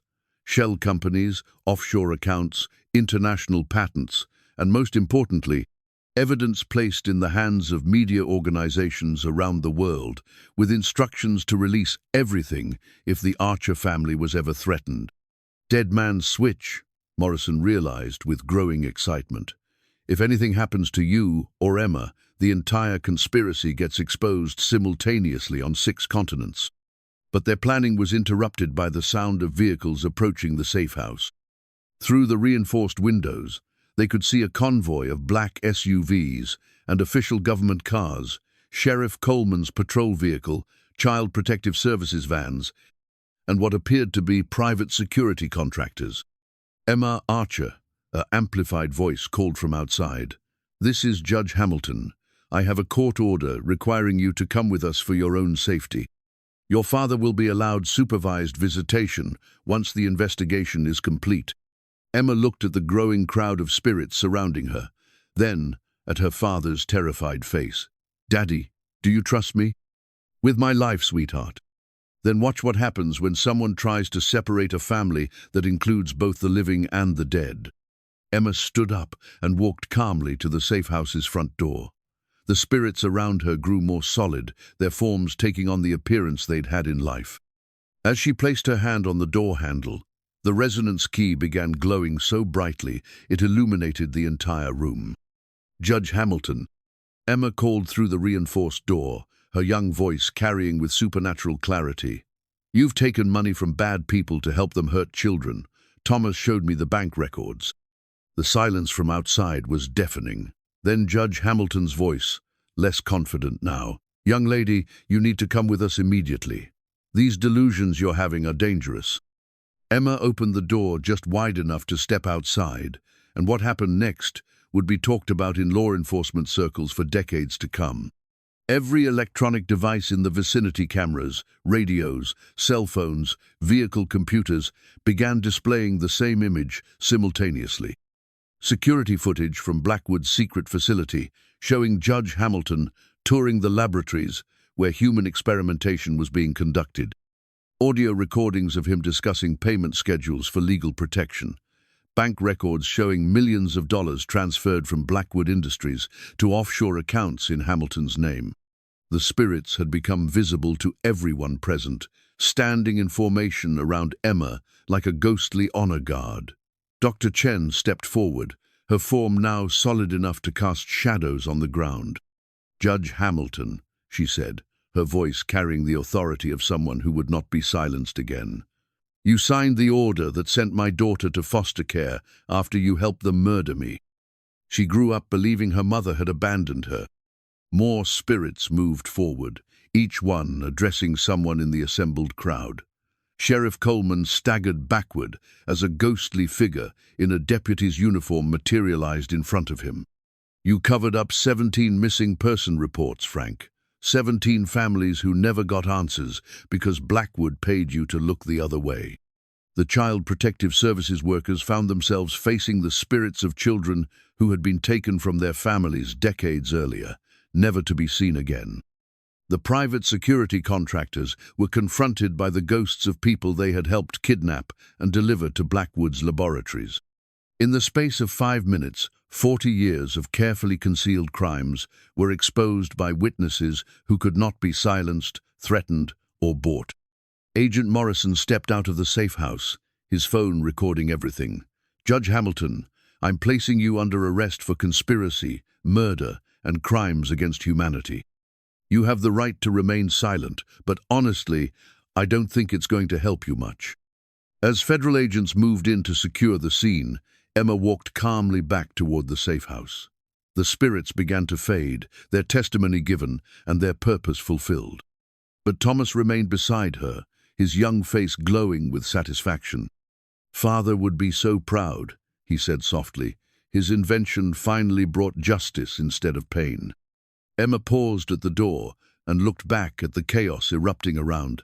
Them corrupt officials being arrested, evidence being gathered, a conspiracy that had lasted decades, finally crumbling under the weight of supernatural testimony. "Thomas, what happens to you now that the bad people can't hurt anyone anymore?" The ghost boy smiled with genuine happiness for the first time since she'd met him. "We get to go home, all of us. We can finally rest, knowing that good people are taking care of Father's invention." But Emma shook her head. "Not yet. There's still one more thing we have to do." She pulled out her sketchbook and showed him her latest drawing, the Archer mansion restored to its former glory, with a sign in front that read, "Theodore Archer Institute for Consciousness Research."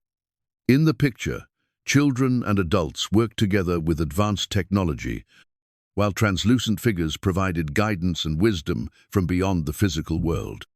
Your daddy's invention isn't just about making electricity or talking to ghosts. It's about proving that love and family continue after death. That knowledge and wisdom don't have to be lost when people die. We're going to use it to help everyone, not just ourselves.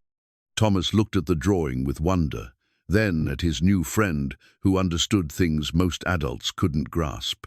"You want to build a place where the living and the dead can work together?" "Exactly. a place where families separated by death can still be together, where the wisdom of the past can help solve the problems of the future, where no one has to be alone ever again. As federal agents continued securing the scene and loading corrupt officials into transport vehicles, Emma and Thomas began planning a future that would honor Theodore's vision while creating something entirely new, a bridge between worlds that would change humanity's understanding of existence itself. The final confrontation with Harrison Blackwood Jr. was still to come, but Emma no longer feared what lay ahead. She had an army of the wronged dead standing with her, technology that responded to love rather than greed, and a father who believed in her impossible dreams. Tomorrow, they would return to the mansion and begin building a better world. Tonight, they would rest in the knowledge that justice delayed is not always justice denied sometimes. It's just justice waiting for the right moment to change everything. The hidden recording came from the last place anyone expected, Theodore's own invention. Emma discovered it 3 days after the mass arrests, while she and Gabe were conducting a thorough examination of the basement workshop. The harmonic resonance generator had been operating continuously since Theodore's death, its crystalline matrices not just preserving the consciousness patterns of those who had passed, but also recording everything that happened in its vicinity. For 40 years, the device had been documenting the truth. It's like a supernatural security camera, Emma explained to Agent Morrison as they gathered around the massive machine. But instead of just recording pictures and sound, it recorded thoughts and feelings and intentions. The implications were staggering. Every conversation Harrison Blackwood Sr. had ever had in the presence of Theodore's technology had been preserved in perfect detail. Every plan, every conspiracy, every moment of cruelty and greed had been captured by a machine that operated on principles beyond conventional understanding. Thomas materialized beside the device, his ghostly form more solid than ever in the presence of his father's greatest creation. Father designed it to learn from everything around it. He wanted to understand human nature, both the good and the evil. He never imagined it would become evidence in its own defense. Emma activated the playback function, her small hands moving across the crystalline interface with growing confidence. The air above the generator shimmered, and suddenly they were looking at the workshop as it had existed decades early, complete, with a living Theodore working at his calculations, while young Thomas watched from the doorway.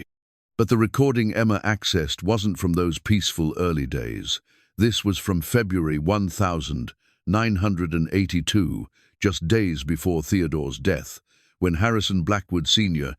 had made his final visit to the mansion. The holographic images were crystal clear. Blackwood Sr., a man in his 50s with the cold eyes Emma recognized in his son, stood in the workshop, while Theodore, gaunt and obviously dying, worked frantically to complete his final preparations.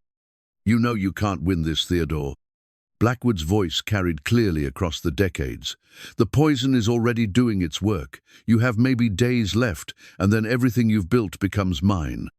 Theodore looked up from his work, his face showing the ravages of the slow-acting toxins, but his eyes still sharp with intelligence.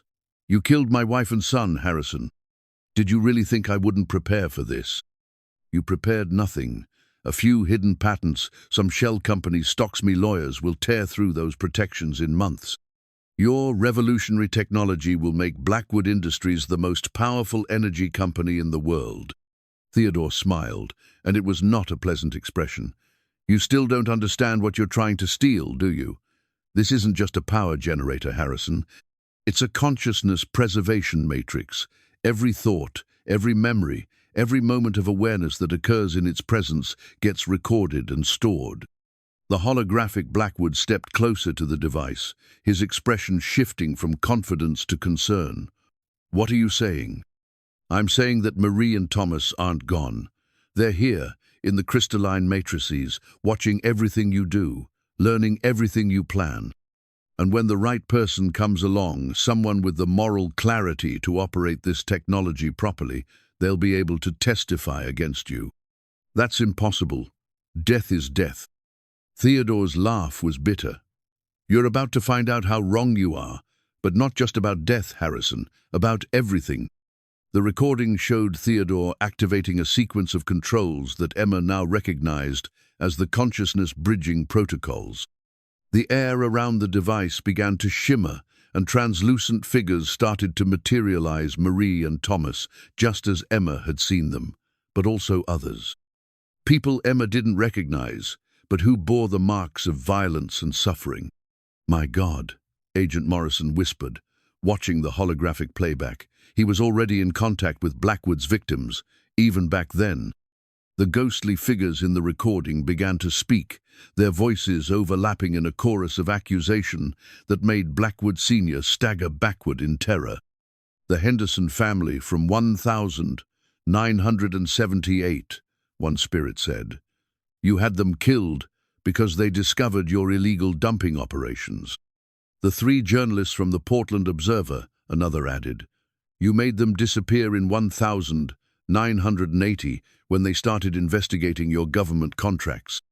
"The environmental scientist who found the contamination in Mirror Lake," a third spirit accused. "You had her entire research team eliminated." On and on it went, a litany of crimes spanning decades, all preserved in perfect detail by Theodore's revolutionary technology. But the most damning revelation came when Theodore activated what he called the final protocol. "Harrison, you always wondered how I managed to stay ahead of your corporate espionage, how I knew about your plans before you implemented them. The truth is, your victims have been helping me for years. Every person you've murdered, every life you've destroyed, they all became part of this device's consciousness matrix. They've been guiding my research, showing me your weaknesses, preparing for this moment." The holographic Blackwood was backing toward the door now, his face pale with fear and disbelief. "This is insane. Ghosts don't exist. The dead can't help the living." "The dead can do anything, Harrison, if they have the right technology and the right motivation. And you've given them all the motivation they need." Theodore pressed a final sequence of controls, and the recording device flared with brilliant light. When the illumination faded, every piece of electronic equipment in the holographic workshop had been affected. Cameras were recording, computers were downloading data, communication devices were transmitting to locations around the world. "What did you do?" Blackwood demanded. "I just sent copies of everything, every recording, every piece of evidence, every testimony from your victim stow, 17 different news organizations, 3 government agencies, and 5 international human rights watchdogs, all sealed with instructions to open and publish everything if anything happens to me or my family." The present-day Agent Morrison looked at Emma with growing amazement. He created a dead man's switch 40 years ago. If Blackwood killed him, which they diddle, the evidence would automatically be released. But Emma was studying the holographic display with growing concern. "Thomas, why wasn't the evidence released when your father died? The news organizations, the government agencies, they should have gotten everything decades ago." Thomas's ghostly form flickered with distress. Father was too sick by then to realize what Blackwood had done. They'd been intercepting his communications for months. The evidence never reached its intended destinations. The holographic recording continued, showing Theodore's growing weakness as the poison took its final toll. But even as he died, he continued working. His final acts focused on protecting his technology and preserving the evidence that would someday bring justice. The original transmission failed, Emma realized. But the evidence is still here, in the machine itself. She activated another sequence of controls, accessing files that Theodore had sealed with the highest security protocols. What she found there made her gasp with understanding. The confession recording wasn't just testimony about past crimes, it was a complete blueprint for Blackwood Industries' future operations. Theodore's consciousness-bridging technology had allowed him to see patterns, to understand the long-term implications of their criminal enterprise. He knew they would build their own laboratories, Emma said with growing excitement. He knew they would continue kidnapping and experimenting on people. And he programmed the virus not just to shut down their machines, but to record everything they did with them. Agent Morrison was already reaching for his phone. "We need to contact every field office immediately. If Theodore's virus has been recording Blackwood's operations for 40 years, We have evidence of every single crime they've committed. Emma finished. Every person they've hurt, every law they've broken, every life they've destroyed, all preserved in perfect detail by the same technology they were trying to steal. The holographic Theodore smiled one final time as his recorded death approached. Harrison thought he was stealing a power generator. What he was really doing was walking into the most sophisticated surveillance operation in human history. Every crime, every conspiracy, every moment of cruelty, it's all been recorded by the souls of his victims. As the playback ended, Emma realized they now possessed something unprecedented in legal history. Testimony from the dead, preserved by technology that made such testimony impossible to fake or discredit. "Thomas," she said quietly, "your father was the smartest man who ever lived." The ghost boy smiled with pride and sadness. He always said that the best revenge was living well, but he also said that justice delayed is justice denied. Now, finally, we can have both. Outside the mansion, vehicles were approaching again, but this time they carried federal prosecutors, forensic specialists, and media representatives who had waited decades for this moment. The evidence was about to be released, and with it would come the final downfall of an empire built on murder and suffering. But Emma knew the real victory wasn't in destroying Blackwood Industries. It was in proving that love transcends death, that family bonds survive beyond the physical world, and that sometimes the most powerful technology isn't designed to dominate or control, but to heal and unite. The climax was approaching, but Emma no longer feared what lay ahead. She had the dead on her side, and they were done being silent. The original patent documents materialized in Theodore's workshop at 11:47 p.m. on a Tuesday, appearing on the central workbench as if they'd been waiting 40 years for someone to find them. Emma discovered them during one of her late-night conversations with Thomas, when the young ghost had been showing her the last of his father's hidden secrets. "Father filed these 3 months before he quit Blackwood Industries," Thomas explained, his translucent form hovering over the pristine legal documents. He knew Harrison Sr. was planning to steal his research, so he made sure his ownership was legally protected first. The patents were remarkable in their scope and specificity. Theodore hadn't just documented his consciousness preservation technology. He'd anticipated every possible variation and application that Blackwood might develop over the following decades. Energy extraction from crystalline matrices, electromagnetic consciousness manipulation, neural pattern recording, even the crude torture devices they'd built in their secret laboratories. All of it covered by patents that legally belonged to Theodore Archer and his heirs. Emma studied the documents with growing amazement. "Thomas, this means every machine they built, every experiment they did, every dollar they made was all using technology that belonged to our family." "Exactly. Father wasn't just protecting his invention. He was creating a legal trap that would destroy them when the truth finally came out." Gabe had fallen asleep in one of the workshop's chairs, exhausted from 3 days of interviews with federal investigators. But Emma's excited whispers woke him, and within minutes he was examining the patents with the trained eye of someone who understood both technical specifications and legal documentation. "These are bulletproof," he said with growing excitement. "Theodore didn't just invent the technology, he owned every conceivable application of it. Blackwood Industries has been operating on stolen intellectual property for 40 years. Emma activated the resonance key, its crystalline surface immediately interfacing with the patent documents. The device began displaying financial projections that made their previous discoveries seem modest by comparison. "Daddy, look at this. The machine can calculate how much money Blackwood Industries owes us for using great-great-uncle Theodore's inventions without permission." The numbers scrolling across the display were staggering. Licensing fees, usage royalties, patent infringement damages, compound interest over 4 decades. It totaled more than the $139 million they'd originally thought the family was owed. It totaled over $2 billion. But their financial windfall was interrupted by a sound that made Emma's blood run cold, the low, harmonic resonance of another consciousness bridging device activating somewhere nearby. "That's not Father's machine," Thomas said urgently, his ghostly form flickering with alarm. "Someone else is using the technology, someone close." Emma ran to the workshop's small window and peered out into the darkness surrounding the mansion. Through the trees, she could see lights, not the normal white illumination of flashlights or vehicle headlamps, but the eerie blue-green glow that accompanied Theodore's crystalline technology. "Harrison Blackwood, Jr.," she whispered. "He built a portable version." The implications hit Gabe like a physical blow. If Blackwood had managed to create a mobile consciousness extraction device, he could conduct his experiments anywhere, without the massive laboratory facilities the FBI had raided. "Thomas, where are the other spirits, the ones who were helping us?" The ghost boy's expression grew troubled. "They're being pulled away.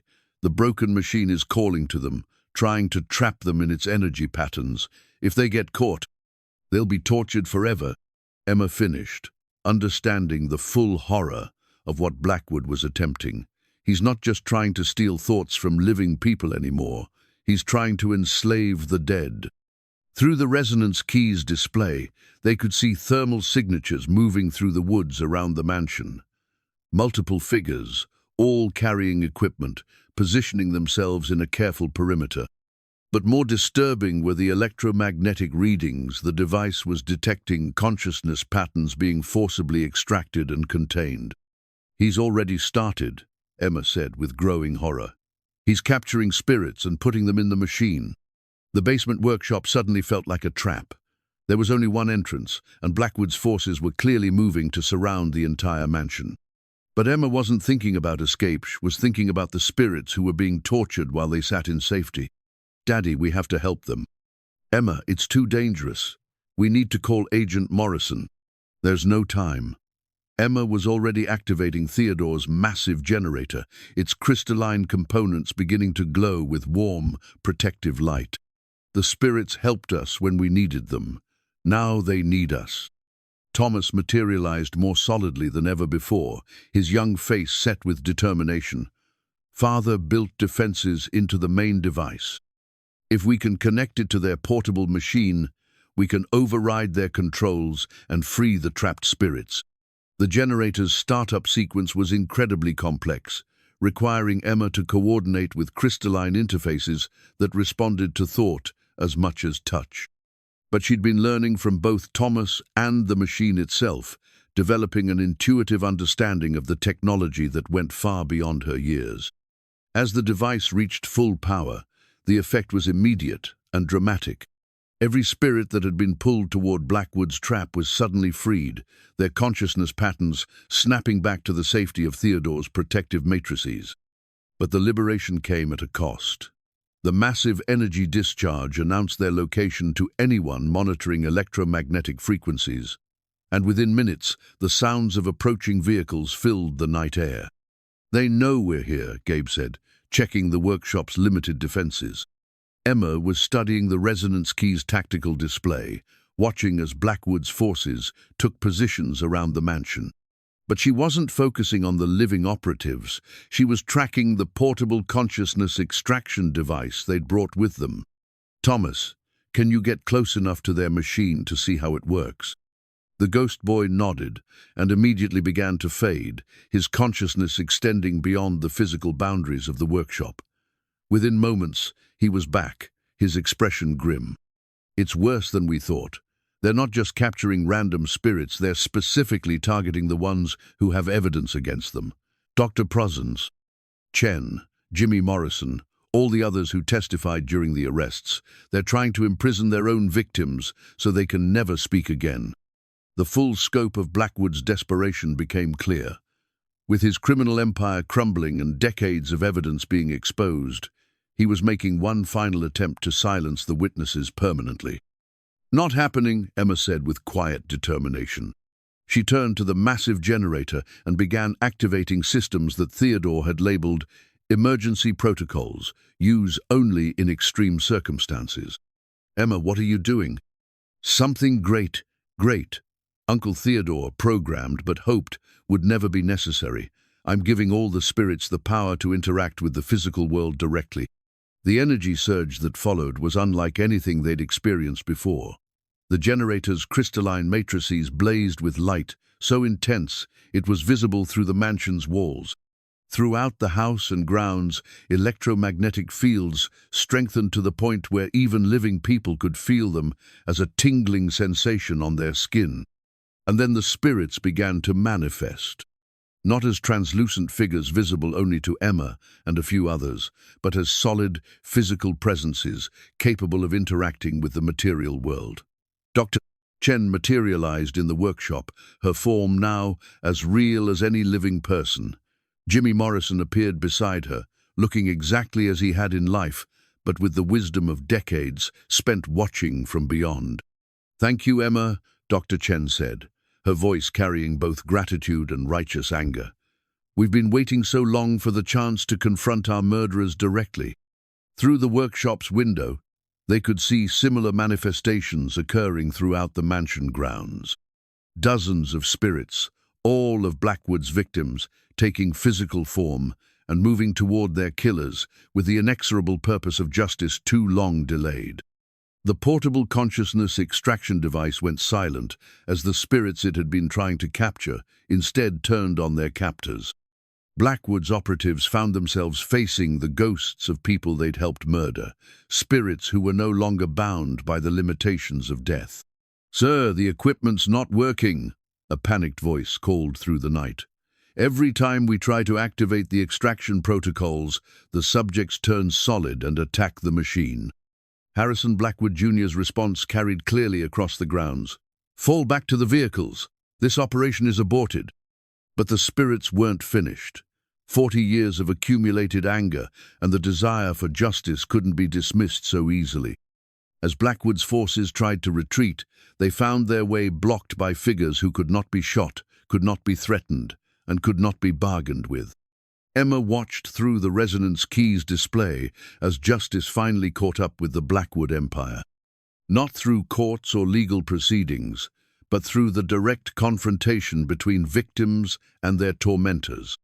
"Is this what your father wanted?" she asked Thomas, who stood beside her watching the culmination of decades of planning. "Father wanted the truth to be known and justice to be served," Thomas replied. "But most of all, he wanted to make sure no one else would suffer the way we did. Tonight, that finally happens." The portable consciousness extraction device was destroyed not by explosives or sabotage, but by the combined will of every spirit it had tried to enslave. The machine simply ceased to exist, its molecular structure dissolving as consciousness itself rejected the perverted technology. Harrison Blackwood Jr. was found the next morning, sitting in his abandoned vehicle, staring at nothing with the blank expression of someone who had seen too much truth too quickly. He was alive but fundamentally changed, his mind apparently unable to process what had happened to him during his final confrontation with his family's victims. As dawn broke over the Archer mansion, the spirits began to fade back into their normal translucent state. Their work was done, their justice served, their final testimony given in a court where the guilty could not escape through legal technicalities or corruption. Emma powered down the massive generator, its crystalline components dimming to their normal gentle glow. The emergency protocols had served their purpose, but she could feel the weight of what they'd accomplished and what it meant for the future. "Thomas, what happens now? To you, to all the other spirits?" The ghost boy smiled with a peace she'd never seen in him before. "Now we get to choose. Some of us will move on to whatever comes next. Others might stay to help with Father's Institute, the place you want to build where the living and dead can work together." Emma nodded, understanding that this was not an ending but a transformation. Theodore's technology had proven that death was not the end of existence, and that justice could transcend the boundaries between life and death. But most importantly, it had shown that love, the love of family, the love of truth, the love of justice, was the most powerful force in any universe. The final battle was over, but the real work was just beginning. 6 months later, the brass plaque beside the mansion's restored front door read, Theodore Archer Institute for Consciousness Research, and Emma couldn't have been prouder as she watched the first group of visiting scientists walk through the grand entryway. The transformation had been remarkable. What had once been a decaying Victorian haunted by tragedy was now a thriving research facility where the world's leading experts in physics, psychology, and consciousness studies came to explore questions that had puzzled humanity for millennia. The dining room where Emma and Gabe had eaten their first lonely meal now hosted weekly symposiums where Nobel Prize winners sat alongside graduate students, all learning from discoveries that challenged everything they thought they knew about life, death, and the nature of existence itself. But the most extraordinary aspect of the Institute wasn't its cutting-edge technology or revolutionary research. It was the collaborative relationship between the living and the dead.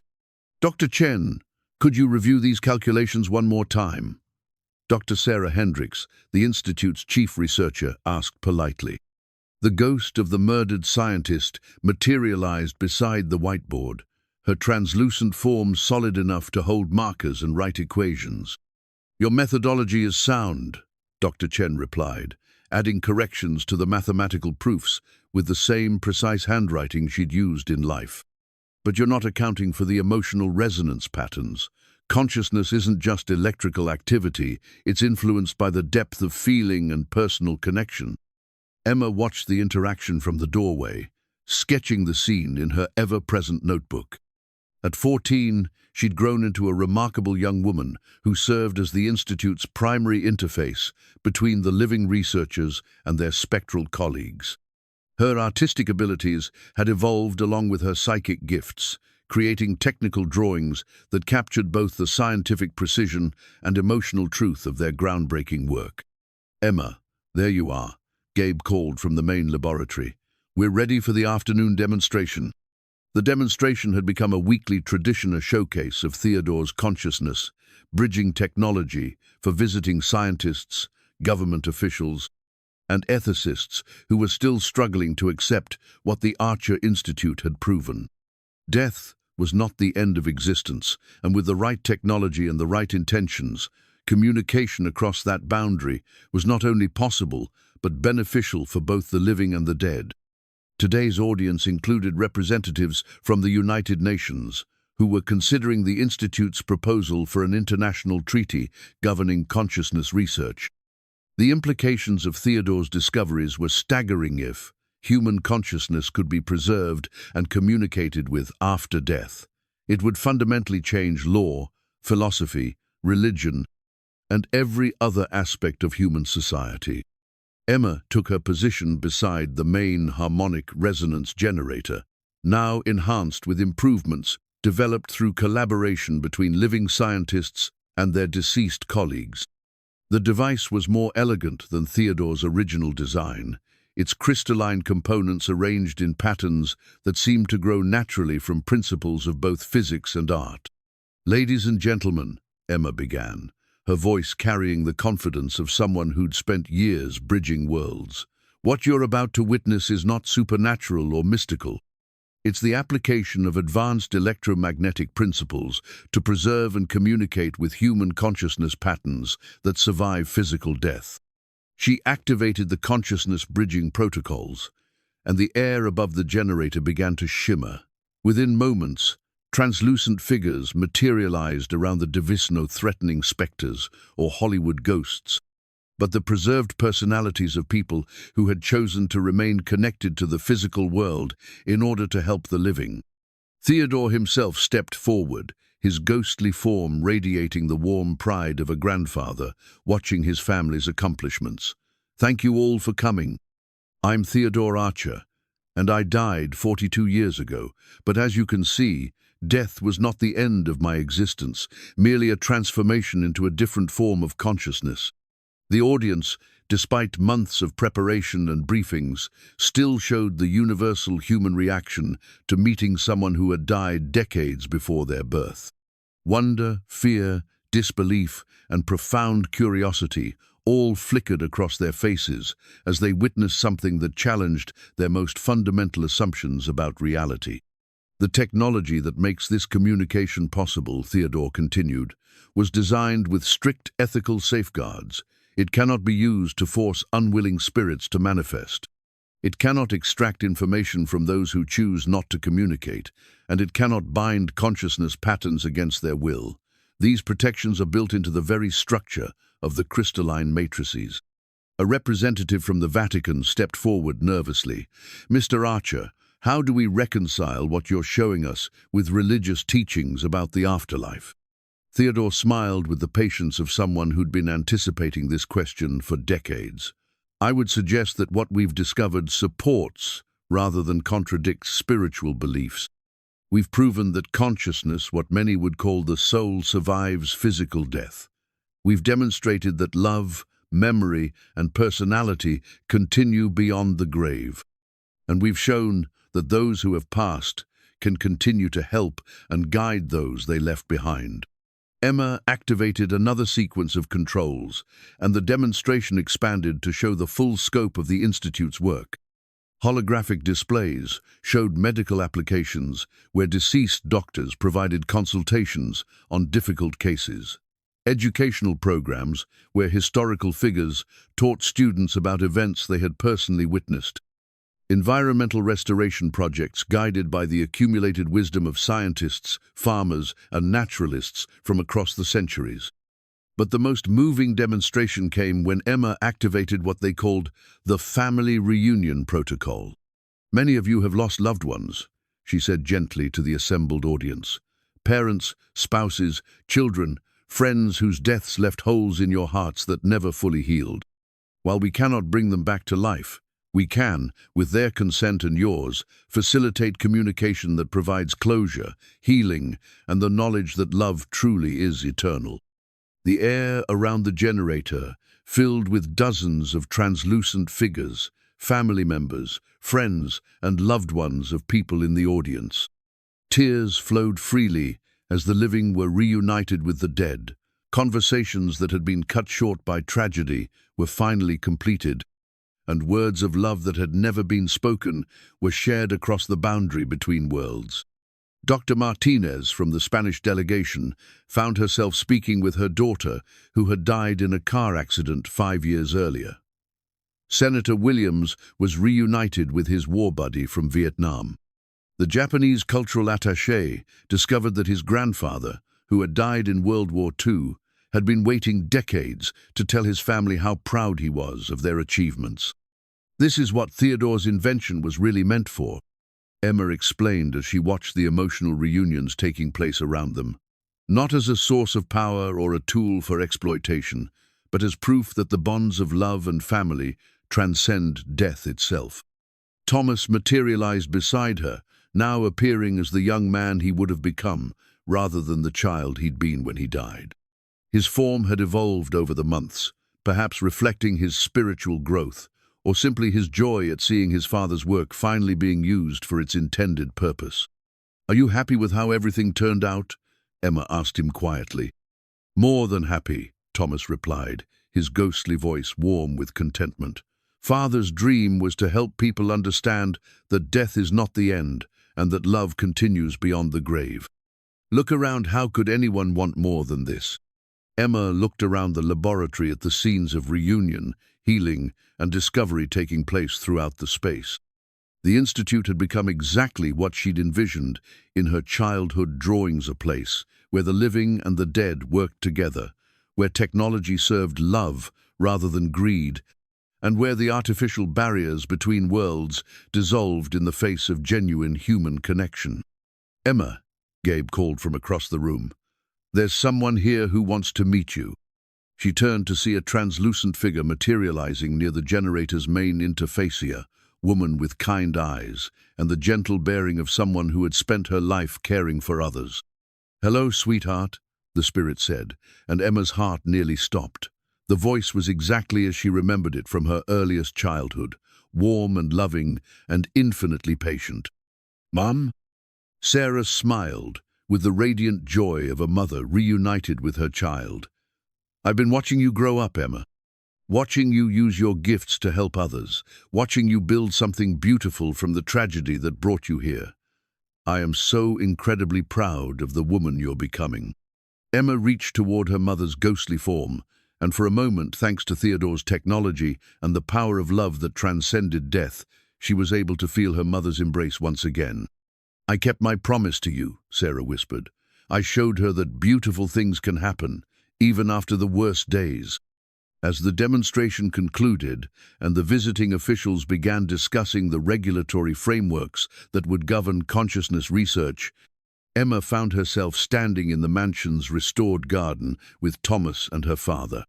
The grounds that had once been overgrown and neglected now bloomed with flowers that seemed to glow with inner light. Another application of Theodore's technology, using electromagnetic fields to enhance the natural growth patterns of living things. "So what happens next?" Gabe asked, looking at his daughter who had grown from a grieving 8-year-old into a confident young woman capable of bridging worlds. Emma opened her sketchbook to a drawing she'd been working on for weeks, a vision of the future, where consciousness research centers existed around the world, where death was no longer feared as an ending but understood as a transformation, where the accumulated wisdom of all human history was available to help solve the problems of the present. "We keep building," she said simply. "We keep learning. We keep proving that love is stronger than death, that family extends beyond the physical world, and that the best way to honor those we've lost is to use their gifts to help those who are still living." Thomas nodded his approval, his ghostly form beginning to fade as the evening shadows lengthened across the garden. "Father would be so proud of what you've built here, Emma. You've taken his invention and made it into something even greater than he dreamed."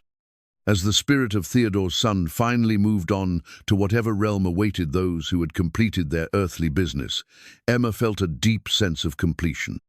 The mansion that had once been haunted by tragedy was now blessed by purpose. The technology that had been created out of love had finally found its way into the hands of people who understood its true value. And in the distance, barely visible in the twilight, the translucent figure of Theodore Archer himself stood watching over his legacy with the satisfied expression of a man whose life's work had finally achieved its intended purpose, proving that death is not the end, that love transcends all boundaries, and that the bonds of family endure forever.